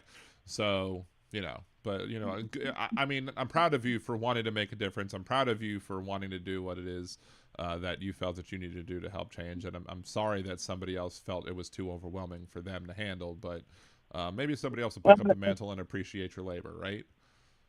I think she's afraid too. So that could be that. I mean, because it's Iowa's a red state, and so maybe she was afraid that, you know, the MAGA idiots were going to come after her. I don't know. I mean, yeah, I don't begrudge anybody's for fear, but you can't stop the other people from standing up when they want to stand up. So, and we all have to stand up. I mean, we have to. I understand it's terrifying, especially for, you know, we have to stand up for those people who can't, because there are people who absolutely are going to be terrified, like all the people getting deported without due process, without habeas corpus writs being able to be filed, etc. So, you know, we have to be the ones who stand up and fight back, because we don't, who will? But so exactly. So good on you for trying to do the right thing, and unfortunately, hopefully maybe you can partner with some other people who will help you do that thing in an even bigger and better way, right? I'm spitballing some ideas. Well, I may have been a little windless for a minute, but I'm not out of the game. well, good. Good to hear that, P-Dubs. That's awesome. Good. What Anyway, else has been going that's on? all. That's all you want to talk Nothing about? much. That's Okay. all I pretty much had for Okay, now. cool. I hope Big we thank all you for the can keep it up. gifts. Big thank you for the Oh, gift of you're welcome. subscriptions. Appreciate you for that as always. And keep watching. And as always, you have a great day. You too. All right, later, P Good Dubs. show. Thank you. All right, that was P Dubs. I think I cut off on the bye, but wanted to make sure y'all hear the doo whenever it hangs up or rings or whatever. 562 LibDan1 562-542-3261 is the Liberal Dan Radio Show program phone number. You can call in if you want. We got who is that going to be? I don't know. We will see in a second.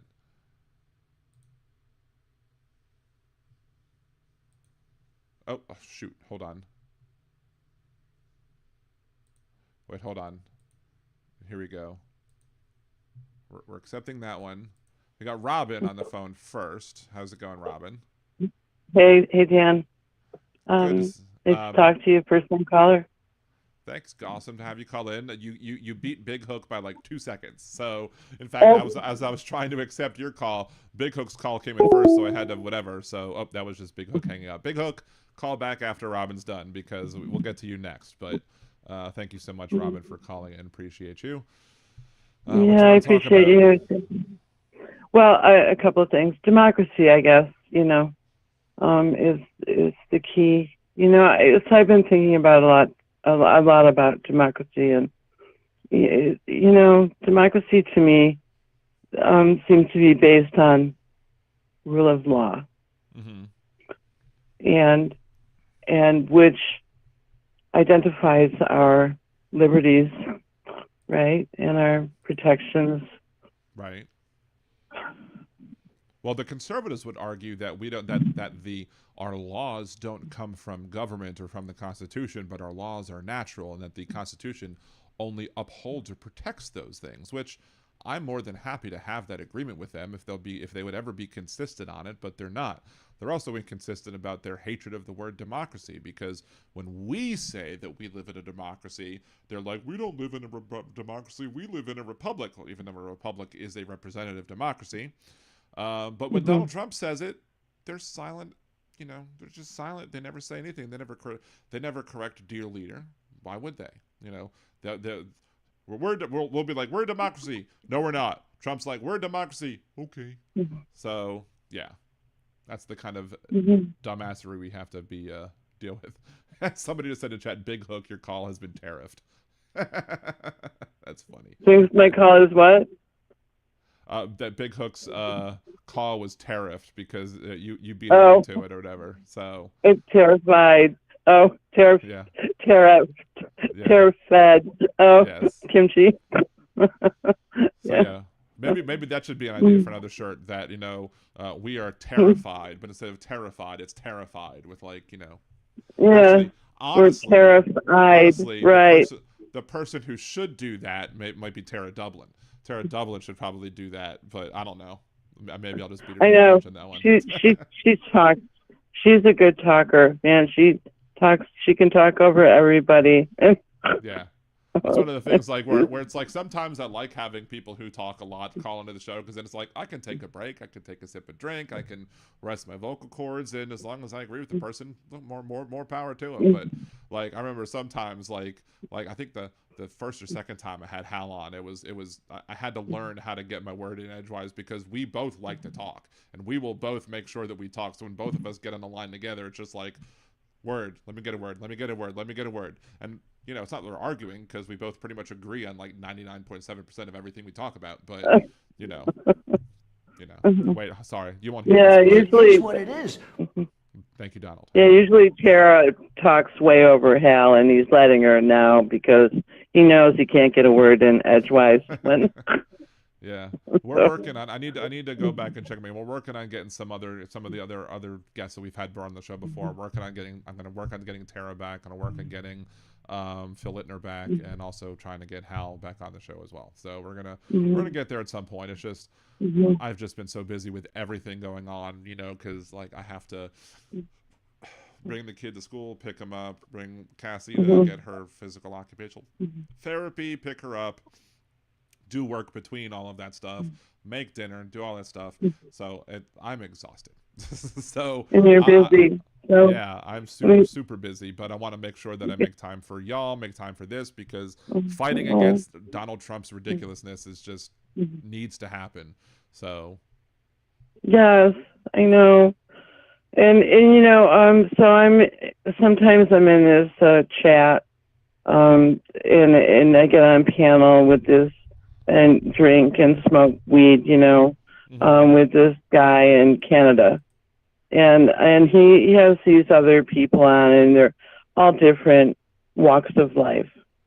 And some are cool, but he's got this one group of guys that I'm not sure about, but they're all, dumpies. And I say something, and I'm not shy. And I'm not afraid of them, but they really are not movable. no, They're not movable at all.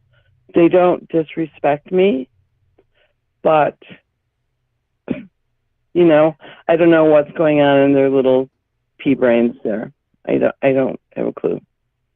And some of them are scary looking too. I mean, like, I wouldn't want to have my grandchildren around them, or nor would I want to be near them myself in the same room, or in a bar, or anywhere. So I think I've decided that I'm just not going to go there anymore, which kind of is a bummer, because both this other guy and I, like, we play our musical instruments, we have fun, but it's like, because it goes all around in different energies. Anyway, so yeah, I don't know. We had like the one on the last show when I called my shot. When I basically was like, only morons will say this, but even though you'll probably say this, and then he said what he said about the whole what's wrong with showing a voter ID, even though I clearly said that I wasn't being critical of the requirement to show an ID, I was being critical of the other parts of these laws. So that person, like, I've been dealing with that person on this one forum. Like, I'm just like, look, I'm not dealing with you anymore. I'm not dealing with purposeful trolls, like, because they're not movable. Like, one of the things that I'll say constantly to conservatives is when they're like, well, give me an example of Donald Trump acting like a Nazi. I'm like, okay, during the 2016 presidential campaign, he said that he wanted to have a total, complete shutdown of Muslims entering this country. And he even announced it live on the air or whatever. And then they'll be like, well, that's not what he implemented. I'm like, did I talk about what he was implementing? I talked about what he campaigned on. What he campaigned on was Nazi rhetoric. And they just don't want to believe it. They'll never be able to admit that statement in and of itself was Nazi-esque. Because then they don't even want to believe he's a rapist, or they're just mute about it, and or that he's a pedophile, or that he's a fraud, and that's why he was charged, and that's why he's, bankrupted so many businesses, because he's a fraud, Right. And it's just so bizarro to me. I don't know. I try, but to the point where, like, I don't know, sayonara, something. I don't know. It's frustrating to have to deal with, but we gotta keep saying it. A lot of the times when I'm involved with conversations with people who are on the right, I don't have the conversations with any thought in my mind that what I say is going to change the mind of somebody who has voted for Donald Trump. Me either. The only reason I put it up there is because I want to make sure that other people are not swayed by these people's, poor lines of thinking that like illogic. Well, I put it out there because I have the liberty to say how I, what my opinion is, how I, what I think, and what I know. And that's why I do it. So, standing my ground, I'm Lady Liberty, you know what I mean? So Yes. that's me. And that's why I do it, so that they know who I am. And some of them really dig me, but I'm not showing my tits, because some of those girls do. They want to show their tits, Right. and that's what the boys want. I don't begrudge anybody for showing them to people who consent to having them shown. That's fine. I don't judge on that. Whatever. I mean, so that's what I'm saying. There's a lot of different kind of people there, right? I live in New Orleans. That sort of thing happens here all the live long day. As long as people consent to seeing it or doing it, and whatever. But I'm I know. I'm easy. Wait, is that the right word to say? Anyway, I'm easy. Anyway, anything else? No, else you want to talk about before we move on? Next time, I guess. All right, perfect. Well, yeah, don't be a stranger. Call in as much, as little as you want to. All right, thank you so much. Have a good one. Peace, you too. Thanks. All right, bye. All right, that was Robin, and now the lines are back open for Big Hook. Call in quick, Big Hook, unless somebody wants to beat Big Hook to the Big Hook to the call. 562-542-LibDan1, 562-542-3261, 562-LibDan1. Easy for me to say, right? Jeff has the same day as Ronald Reagan, but did Ronald Reagan lift just north of Uranus? That's the question. So Josh, my birthday is Bastille Day, and I'm fine with that. Every time I see Bastille Day, though, I keep wanting to sing like the Rush song for "And they're marching to Bastille Day," but I can't do a very good Geddy Lee. So, hello, Big Hook. What's going on? You're very popular today for some reason or another. For some reason or the other. I don't know. Well, I guess people like me a little bit, I suppose. I mean, big 32 viewer strong stream going on right now, so it's all good in the hood. What's going on up there in the Great White North? Hey, Cynthia from Texas. Before you start off, but go ahead. Yeah, we're all shaking our heads at you and going, I mean, I have this theory about what the MAGAts believe, and that is that they seem to think that what's going to happen is Trump is going to kick out all these people, and then wherever they live, they're going to put all their stuff out on the lawn and say, oh, you can take whatever you like. These people are no longer going to be here anymore and whatnot. And this is what they all thought was going to happen. And that, this ultimate racist dream was going to become a reality and whatnot. And that he was, going to punish these people for doing the jobs that nobody else wanted to do. And, I think the other part of the reality, which is going to happen before too much longer, is that they're going to realize how shitty these jobs really, truly are.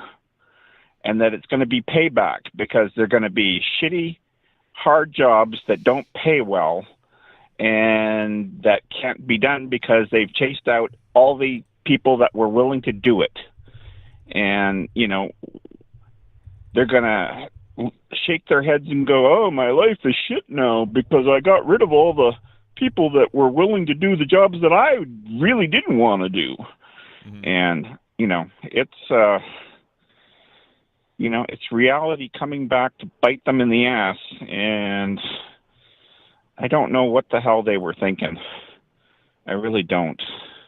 Well, it's weird because, back in the day, I think it was 2011, Alabama had passed a new immigration law, which it shouldn't have the ability to pass an immigration law because the federal government is the government that's granted the authority by the Constitution to deal with immigration and naturalization and all that good stuff. So as such, it's not something that the state should be able to do, but they still tried to pass it anyway.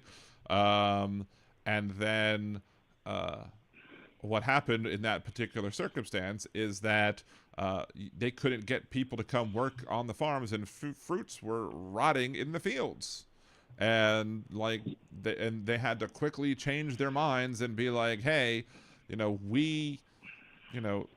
we're screwed because all of these businesses that that were employed undocumented migrants, all the people, all these companies wanted to pay substandard wages to be able to pay these people to do these jobs. They couldn't get people who were American citizens to work these jobs because American citizens are like, well, I won't do that. I'm not going to do that for that amount of money. And so all the profits were rotting in the field, and they had to quickly work to overturn what they already had done. And now labor brokers would have to turn over info on immigrants working in Alabama under proposed bill. So now they forgot what happened 14 years ago, and they're trying to do it again. House Judiciary Committee approved HB 302, sponsored by Representative Ben Robbins, that will require labor brokers to register with Alabama Department of Workforce each year and provide the department with names of foreign nationals who are working in the state. Those who violate the law can face fines between $500 and $5,000. So yeah, they're going after the whole same group of people again, and they're gonna think that they're gonna not have the same result. I mean, that's the definition of insanity, right? Doing something, the same thing, and expecting a different result. Yeah, I know. This is the thing, though. They're like, come here, get away, get away, get away. Come here, get away, get away, get away. It's, they don't make any sense. They say, oh, I work with I hate all these immigrants. And then they go, but I work with these Mexicans out there, and they're really hard workers, and they're really good people. And it's like, who do you think immigrants are? Like, they are that stupid. They really are. It's beyond words how badly educated they are, and it's not until they actually have a reality check where they actually have to work with these people that they realize that they aren't bad people. They just want the ability to have a job, to pay bills, and to make a better life for themselves, just like everybody else. And that's the thing. It's not a U.S. right. It's a human right. It's like it's that fucking simple. You have to, everyone deserves the right to do their best and to be happy. And this bullshit racist ideology has put the human race so far behind. It's unreal. And now what they think is going to happen is that one of the biggest racists out there, Elon, is going to create robots to replace them all, because then they'll be happy because it'll only be white people. They'll all be jobless, but it'll be all white people. Homeless white people. Whenever I'm talking about UBI, Universal Basic Income, I'm always talking about the fact that we need to be ready at some point to have a post-scarcity society where we have all of these jobs being automated. Like, there's like the intellectual thought process that I would ask anybody who's a conservative out there, assuming I'm thinking maybe I'm giving them too much credit to have an intellectual thought process because they're still supporting Trump. But the intellectual thought process that the mind experiment that I would want them to have is, what happens if every job is automated? Every job is automated, even the jobs where you fix the automation, that's automated too. And like, you really only have to do like, maybe some people would have to do like a half an hour of work a week. Maybe you have to check on some things here and there, but you don't need the amount of employment that we have now, at least doing the manufacturing, the creating, the and cleaning, the jobs will be stocking. Servicing the machinery. But you'll probably have machines that service the machines as well. So even then, so you're going to have, like you've seen on Star Wars where, they're out there on the ship and it's the droids that are fixing the ship. So machines fixing machines. So at the end of the day, what do you do? What can you do? I mean, there's some clearly things like, I could do this, this, I don't know how well this AI could replace any one of us that are creating stuff. I mean, maybe at some point they would do that too, who knows?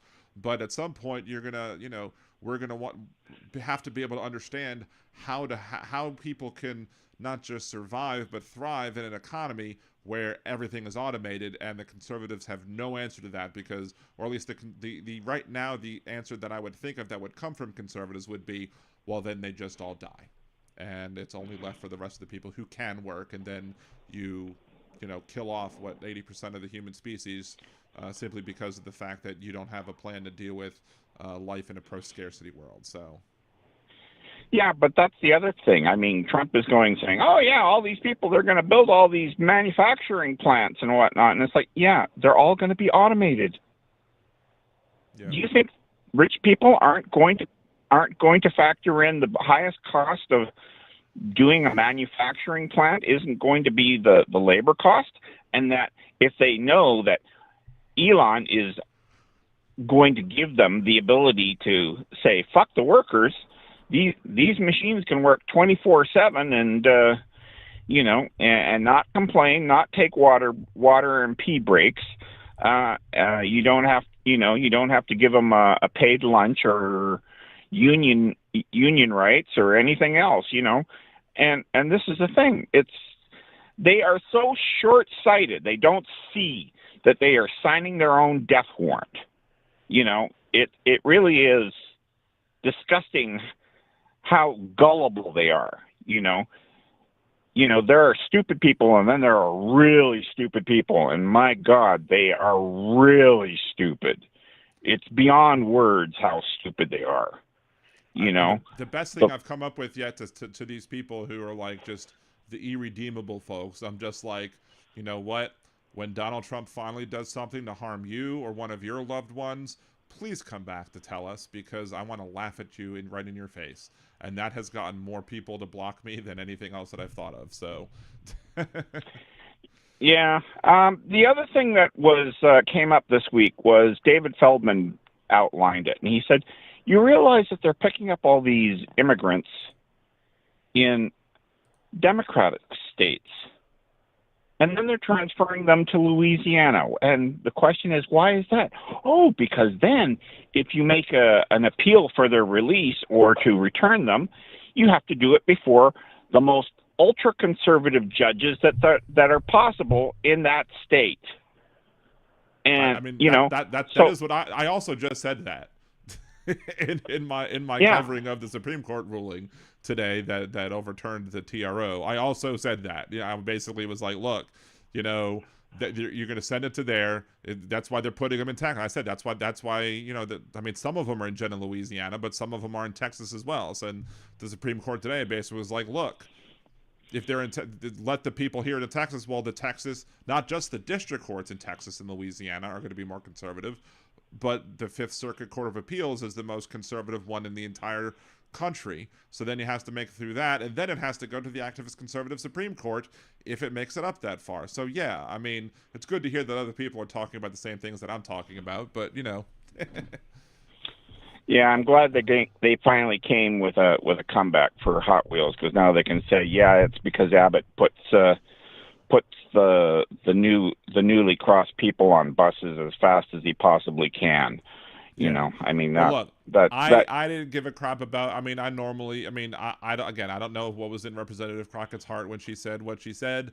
I'm not going to go ahead and think about it, especially because of the fact that they had no problem with Donald Trump mocking disabled reporters.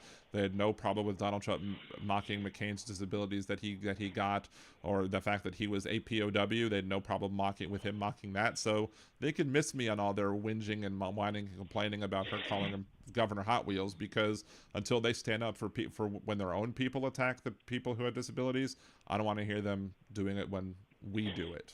Yeah, but Abbott is another one who pulled up the ladder behind him. Yep. He was injured in a car crash, and then sued the hell out of the insurance company, and then basically went, and when he got into government, basically legislated it so that way you couldn't sue the insurance company, or to limit the amount of damages possible to be recouped. Yep. And these people have no conscience whatsoever. No. They're more than happy to take advantage of standards that are created by Democrats, but as soon as they get the reward and they realize, oh, there's no seconds available to you, oh, let's pull up the ladder and take them away from all the other people that are out there.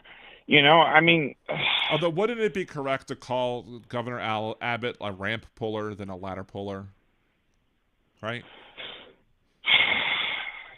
You know, I don't know anymore. These people defy. But the whole hypocrisy on these, you know, these people want to, like, that's one of the things that Louisiana is discussing right now, is they're going to have a specific legislative session because for some reason our Constitution requires us to have specific paid, you know, specific legislative sessions that, you know, when we're not dealing with your typical stuff. Like, you know, 1 year it can be economic stuff, the next year it's not economic stuff, but then if you want a special session, governor has to call for it, you have to agree with it, and yada, yada, yada. So this one is going to be dealing with, I think the special session is going to be dealing with insurance issues. And one of the things they want to do is they want to put in tort reform. But what these people don't realize is that tort reform never gives you exactly what you really want. If anybody's ever seen the documentary called Hot Coffee, I highly recommend. If you haven't seen it, I highly recommend it. That's the one about the lawsuit with the McDonald's where she got paid out a couple of $1 million for coffee that spilled on her lap, I think, right? Well, that's one of the several stories that are in there. And the reason that I think it's called Hot Coffee is, A, that's probably the most popular of all of the stories that were being discussed in the documentary. And two, there are people who don't quite have the story completely squared away. I mean, people do, you know, make the joke about, well, why did she put a cup of hot coffee in her lap when, you know, she should have taken personal responsibility for doing that. Problem is with that argument is that if you actually go dive deep into the case and actually learn more about the case, you'll learn that the temperature that McDonald's was putting their coffee at was inextricably high. Like it was way too high for human consumption. Well, and as such, if I remember correctly, she had to get skin grafts done to her vagina because she suffered severe third-degree burns. Right, so there was no disputing the fact that she was injured catastrophically. Right. Yeah, but I may have an argument to be like, you know, was the percentages correct? I don't know. Maybe that could have been debated on the whole thing. Like how much responsibility should she have taken versus how much responsibility should they have had when it came to those actions?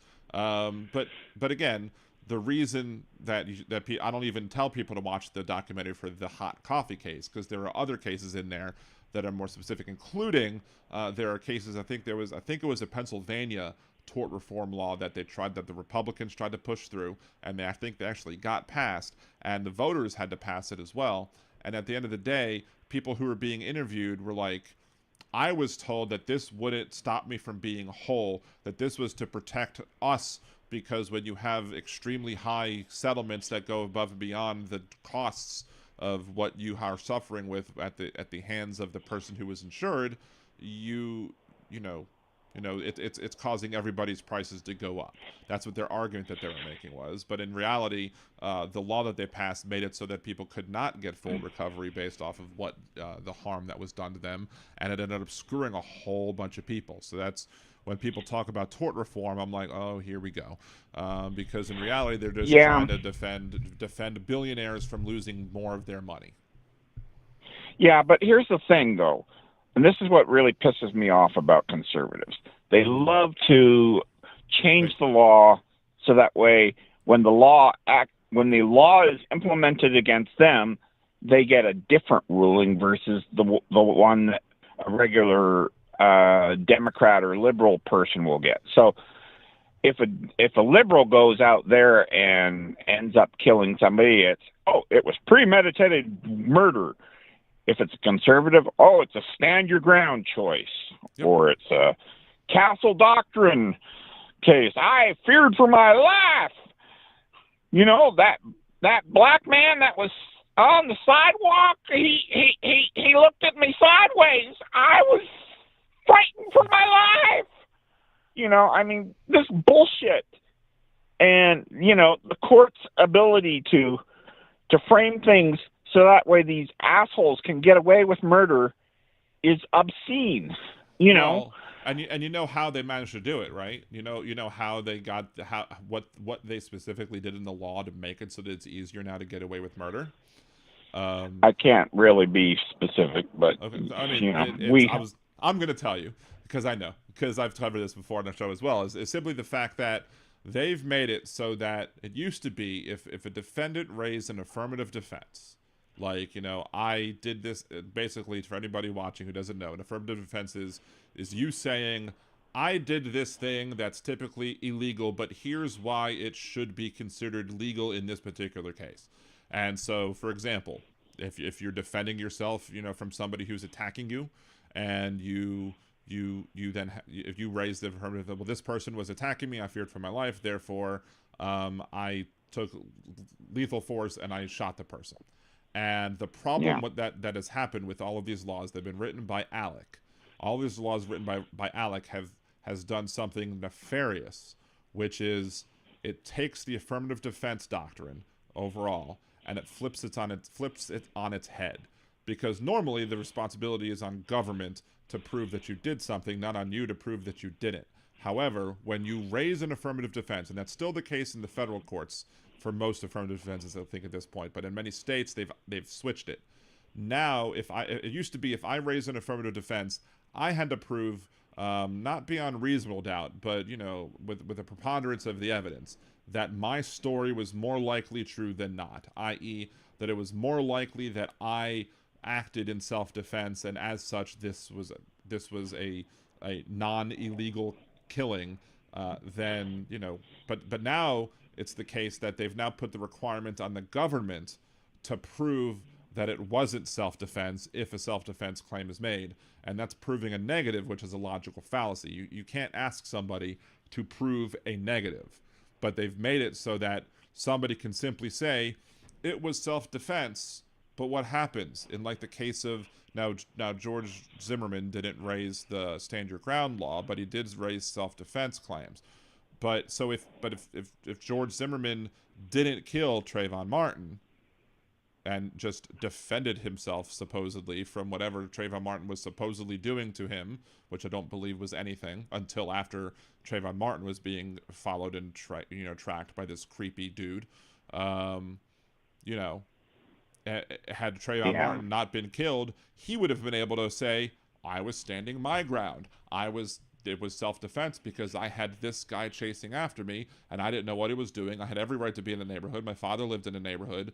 He had no reason to stop me. He had no reason to detain me. I was defending myself. And once he got the upper hand, then George Zimmerman was allowed to then, quote, defend his own life and kill Trayvon Martin, simply because of the fact that, you know, George Zimmerman put himself in a situation that put his life at risk and then killed the person. So that's the way to now commit legal murder in any country with stand your ground laws, is you get into an altercation with somebody, it gets to the point where you can make the argument in court that you now are in fear for your life, and then you take an action to kill the person, and then with, like, oh well, it was self-defense, and you can't ask the other person because they're dead. So they've now incentivized killing people in self-defense, even if it's not necessary. And they've made it harder for the state to prove that it wasn't necessary because they've put the onus on the state to disprove it than on the person to prove it. So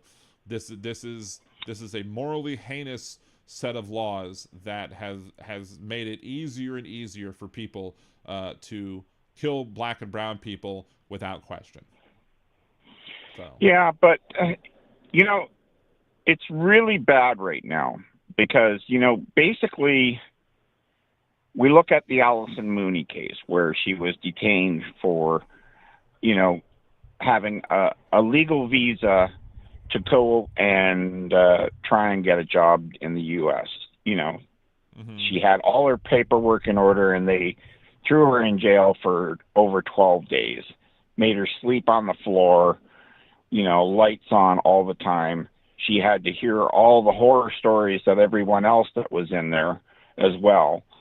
And, you know, I mean, basically going down to the States now is basically a kidnap and ransom scheme. It It is really disgusting. It really is, because now they're like, oh, we want to check your cell phone. Like, fuck off. That is illegal. Oh, we want to make sure you're in line with Trump and his policies, and we want to see if you are, I mean, this is bullshit. Yep. This is bullshit of the highest order. Oh, I'm going to throw you in jail. And by the way, if you don't have legal representation, we can keep you there as long as we possibly want. And hell, if we find reasonable cause, we'll send your ass to El Salvador. Right. Like, what the fuck is this? You guys have fucking lost your minds. And these people that are doing this stuff are breaking the law as well. And they have no excuse. These people should lose their jobs, their pensions, everything, because they know it's wrong and they're doing it anyway.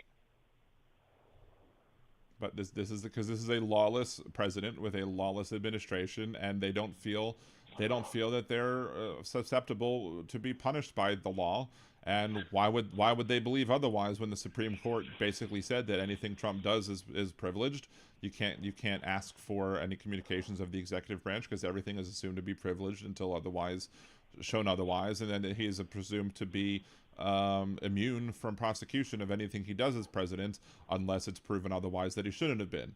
And how are you going to prove that he shouldn't have been if you can't subpoena the communications? So. Well, that, and then the other thing is, I mean, they're hiding all the paperwork and saying, and then what happens is they say, oh, we need more time to produce the paperwork.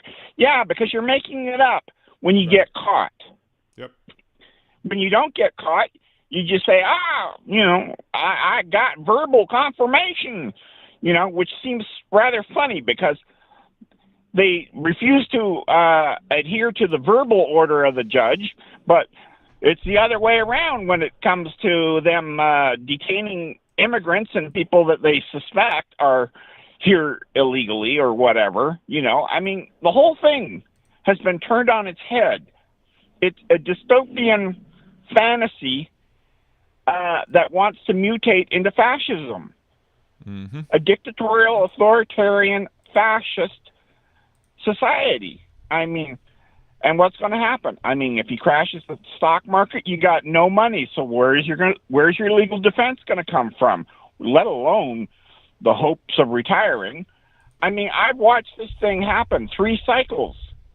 Wait, hold on. Thank you, Robin, Robin just re-upped her wild animal. So thank you very much, Robin, for remaining a wild animal for 10 months. Appreciate you.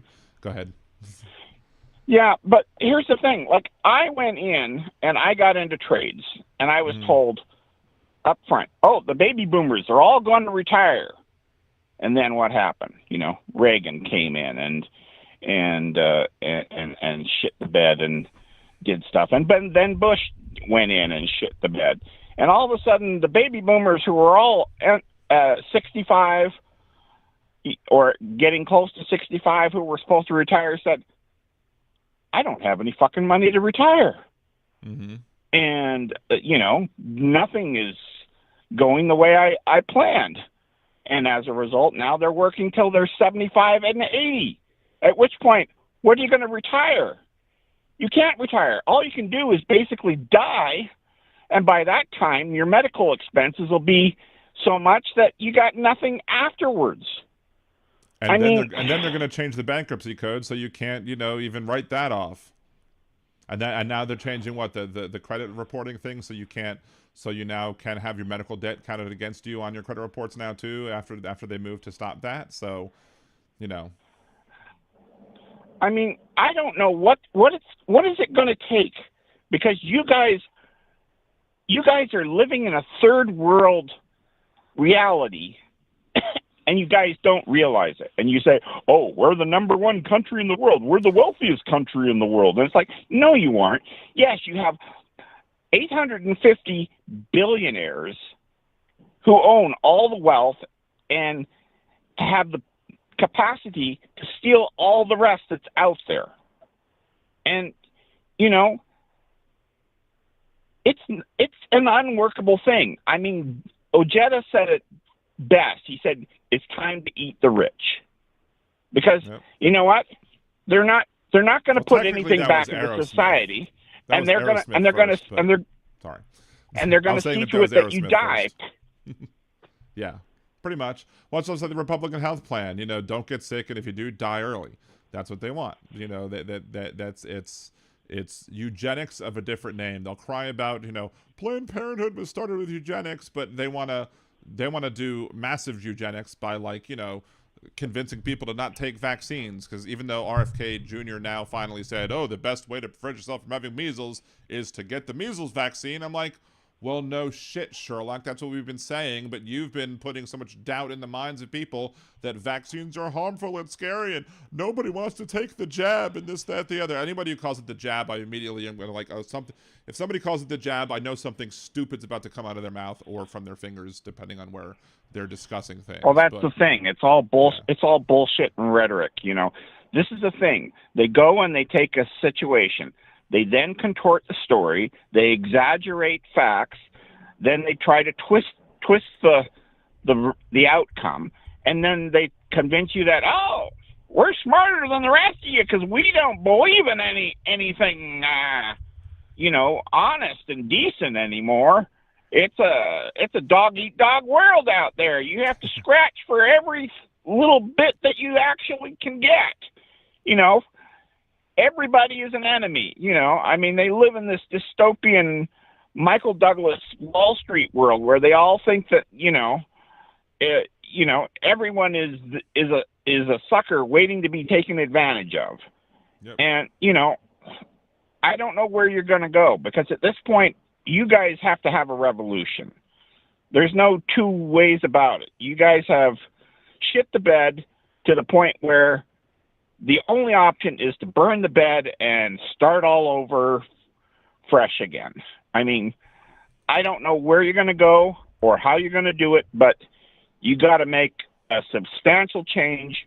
And if it means that all the billionaires run away with all their money and you take whatever they left behind, whether it be the businesses or whatever, and give it to the employees and say, okay, run it now, you know, and do whatever, you know, and create a co-op society where you can basically go and carry on from where they left and go forward. I mean, maybe that's the answer. I don't know. But at this point, you can't continue going the way you are right now. And, you know, you're at the end. You know, I've there said is before, nothing. Like, I think one of the things that, I mean, it's a nice thought to think that we could all rise up together and actually have a full-on military revolution or whatever. I don't know. But I've said before, like during the first Trump term, I was saying over and over again on the podcast and everywhere else I could say, look, we're eventually, I was fearing that we would need our military to do the right thing, like the Egyptian military did the right thing after what's his face, you know, won over there. Sisi, yeah. So it's like, you know, and not that the end result in Egypt was any better, but the fact that, you know, we may have to rely on the military to actually not follow orders and to follow the Constitution and to stop this immoral, unethical, and illegal, lawless president from doing any more harm than what he has done, because, you know, I mean, the time to stop that is now, but I don't know if the military has enough right now to actually step up and stop that. But, I mean, you know, the lawlessness in which this administration is behaving should raise the question of anybody who considers themselves to be a patriot to the country and not just a loyalist to Trump. Unfortunately, I don't know how many Republicans are left that are actually loyalists or patriots to the Constitution, and how many of the Republicans are professional liars and bullshit artists. They got into government not to help people, but to take advantage of the system that's currently there and to to do what they have a signed contract somewhere that says that the billionaires will get what they want and they will be looked after later on. They'll be put on a board or given an executive position in one of their companies with a huge payout at the end. I mean, these people are not honest brokers. They don't believe in America. They don't believe in any of the founding principles or anything. They just everything to this dystopian version of, oh, well, I got mine. You fuck off. You go find out how to make yours. It's that disgusting. They're not even human anymore. They might as well just be rabid dogs out there. That's what I consider them at this point, because they have an excuse for everything, and that's the thing. Sociopaths and psychopaths, that's what they have. They have an excuse for anything. They go and they turn everybody against everybody, and they thrive on chaos, because in the end, they'll be there to pick up the pieces and take everything that's left from the dead bodies that are left behind, and then they'll move on to the next mark that they want to fleece. I mean, that's how it works. Yep, lather, rinse, But repeat. Exactly. But anyway, I want to say thank you to everybody that went out and protested on the weekend.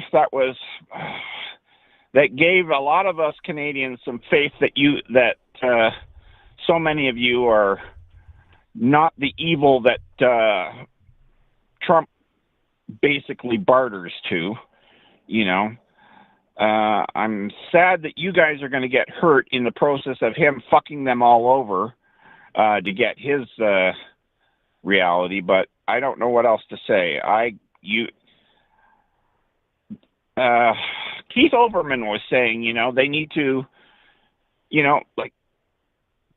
recall him, to say, because I mean, outside of impeaching him or whatever, the regular law process doesn't work anymore.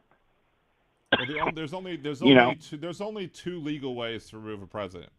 It's just impeachment or the 25th Amendment. 25th Amendment. Yeah, that's the only. And I mean, he's there's no real way to. But he's certifiably insane already. Yeah. Nobody can come up with an explanation as to why he's imposing these tariffs. He is stealing everybody's retirement money. That is not. He's supposed to serve the American people. He is stealing from the American people. He is basically operating as Putin wants him to, which is to destroy America and to leave nothing behind. I mean, it's going to become an oligarch society within short order, because there won't be any retirement savings or anything else. And all of you people are basically going to be forced to work till you're dead at whatever job it is that you're working. You'll just not show up one day, or you'll fall dead right there at the machine, or whatever you have to do to basically feed yourself with. But I don't know. Am I crazy, or is this what it looks like? From what you view from the outside is the same thing what the people with brains view from the inside. We're just inside the train going off the cliff instead of y'all watching the train go off the cliff. Unfortunately, when the train goes off the cliff, there's probably like tons of incendiary devices that harms everybody else around it. So that's one of the many problems with just allowing the train to go off the cliff. So like I would say all these conservatives are like, well, didn't we need to change something? I'm like, I'll agree with you that there were things in government that should be changed. I just have no faith that Donald Trump is changing it for the reasons you think he's changing it for. I think that there's nefarious purposes for everything that he does, and that he knows that y'all will believe anything else. So anyway, I'm probably ending the show soon-ish, because I do have a lot of podcast work to catch up on, because I haven't uploaded any clip from last Monday or last Wednesday, and I have a couple to upload today. So anything else that you want to throw out there before I let you go? I can't. I wish I had something positive to say, or something to say, hang in there, or say, or have a bright side of life song to sing you, but unfortunately I can't. You're gonna get that in my head. On the bright side of life. Yeah, I mean, I'm sorry. Even Eric Idle can't turn this around at this point. The question Although I have when I is wait before you go, when I did see Eric Idle and John Cleese in concert, and they did a group sing along of "Always Look on the Bright Side of Life." This was during his first term, I think. One of the things that Eric Idle did say, he changed the lyric, and he's like, "Trump's a piece of shit when you look at it." So at least you know he threw that in there for our benefit, so which is good. Yeah, but the question I have is there going to be anything left to clean up? Because at this point, he's basically poured gasoline on everything and is just, you know, the only thing left to do is throw the match on America and let it burn to the ground. Because at this point, that's what he seems to be fully intending to do. And, you know... Well, no, I agree. The frustration is real. The anger at this lawless administration is real. The anger at the people who are willing to jump through hoops and bend over backwards or forwards or whoever Trump wants it to do it is just... It's amazing how these so-called people who ran on patriotism before are now just running on, we're going to support Donald Trump with whatever he does, to the point of people justifying his being a king, dictator, or whatever. And they're like, well, maybe he does need to be king or dictator or whatever. If he gets the job done, I'm not going to complain about it. Of course, then they won't be able to stop it once he decides that they're in the next group that he wants to go after. And, you know, First They Came For is a poem that's not read enough in school. So, yeah. I wish I could give you all an invite to come to Canada and live a better life, but unfortunately, I can't do that. It's, you know, you know, we do our best. We, you know, I mean, when we cross the border, they go, "Oh, you're Canadian," and they view that as suspicious. And it's like, why is it suspicious? We treat people the way we want other people to be treated. You know, is that too much to ask from you guys? Oh, no, you got to carry a gun. You got to look at everyone sideways and size them up and figure out whether or not you really, really want them to be walking. You know, I mean, this shit has got to fucking end. Yeah. DB Golding says Canadians in their commie-free healthcare.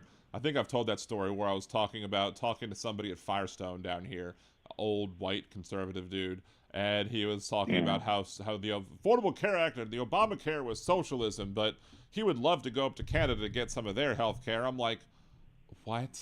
Do you even understand what you're saying right now? Because I don't think you are. But a thought experiment I'd like you to think about. I have homework for you. Or maybe anybody else can think of this as well. Because, you know, these people like to rename things, like, you know, the Gulf of Mexico has its new name and whatever, and now one of the legislators wants to rename the country of Greenland to red, white, and blue land or whatever, because, you know, they're ridiculously and silly. What do you think they would ever do, and if they would name British Columbia? Like, what do you think? How do you think they would rename that? Like I'm trying to think of the most stupidest thing that they could possibly rename it, and I don't know. Like, I mean, America, whatever. Do you think that's what that would be? How stupid it would be? America make America face or whatever. I don't know. But, yeah, I never underestimate their stupidity. I mean, these people are insane. I mean, so I'm not certified crazy, so I can't speak for them, and I can't imagine what they would say. I mean, I don't know if Josh is actually thinking of this as a response to what I said or not, but he said Idaho, Udaho, and Weedaho. Yeah, someone else like Mar-a-Lago, maybe Mar-a-Lago. I don't know. Anyway. So thank you, Big Hook, for calling in. Appreciate you. I have a couple of comments I want to chat about in the chat before letting everybody else go. But thank you so much. Well, I love all you guys out there, but I wish you all the best, and I think it's going to take a long, prolonged protest before people start waking up, because, you know, the hurt is coming, and more people are going to find out. Yeah. And then it's going to catapult to a 5 million person march on Washington, and with demands that he step down and get the hell out, and that life go back to normal. Because this is not going to hold up for very much longer. If this goes on another 6 months, the United States will be completely bankrupt. I mean, you know. So anyway, that's my take. I don't apologize for it because I care about you guys, and I wish I could do more. But unfortunately, all I can do is call you. So, well, you know, that's the upside. Yeah. Hey, well, thank you so much. We do appreciate you when you call in. I have a couple of comments to make before I end the show, but appreciate you a bunch. And of course, you're always welcome to call back any other time. Okay, thanks. All right, have a good one, man. Bye. You as well. Bye.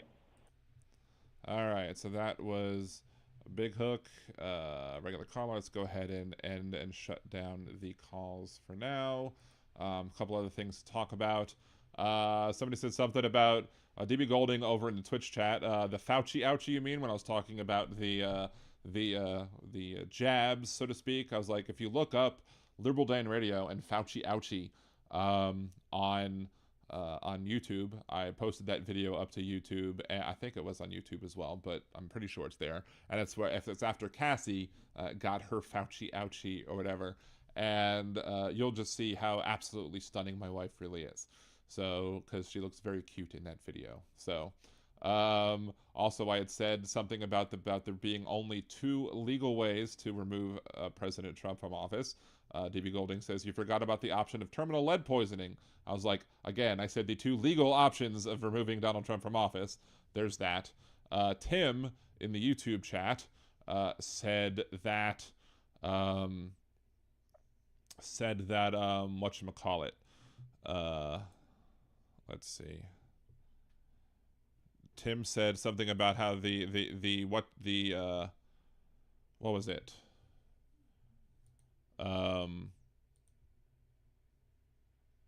The tariffs were made with AI. I'm like, there was nothing intelligent about those tariffs, especially when you artificial non-intelligence maybe, but the whole thing of, oh, we're going to tariff an island that only has penguins on it. Ooh, those penguins are scared, let me tell you. But let's go ahead and let's play this audio real quick before we finish the show, because in the discussion that we were talking about when it comes to what they might rename British Columbia, let's see what Bobo the Clown seems to think about the District of Columbia. Because next up, may end up be the District of America that we're working on. So just, keep the jokes at bay, and, maybe we'll just stick with the Gulf of America for now. What an idiot. What an idiot Bobo the Clown is. She should stick to giving hand fun to people in theaters, I suppose. Although don't do it around kids because, every conservative accusation is a confession, right? Wait, Cynthia for Texas, maybe Putin will give him window cancer. I don't know, what is window cancer? I don't know what that is. But thank the Cajun colonists for moving into Louisiana. Let's see. Anything else?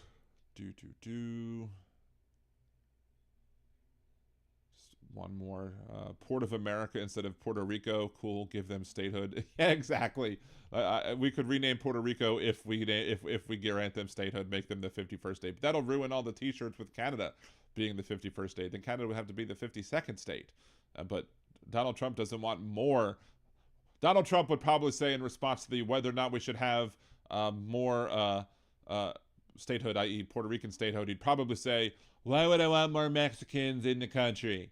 Because that's probably what he thinks it is. It is what it is. Thank you. 6th floor accidental falling through an open window cancer.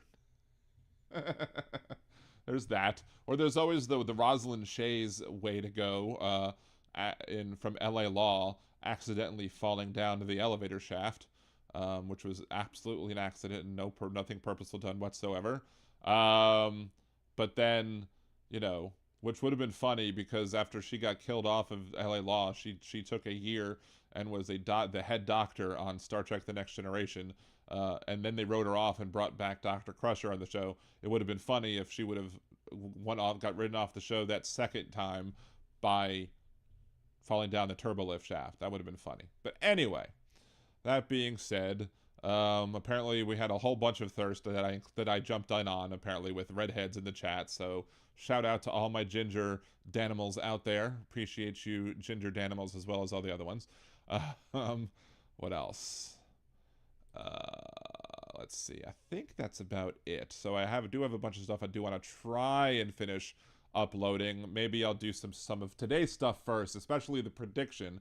I'm gonna have the prediction post right away, just so if anything happens, I can't be like, oh, you posted that too late. I want people to see this is my prediction of it happening now, and then we'll upload all the other stuff, and then we'll work on last week's stuff as well as uploading stuff from previous shows from the Dan and Dave on the Air.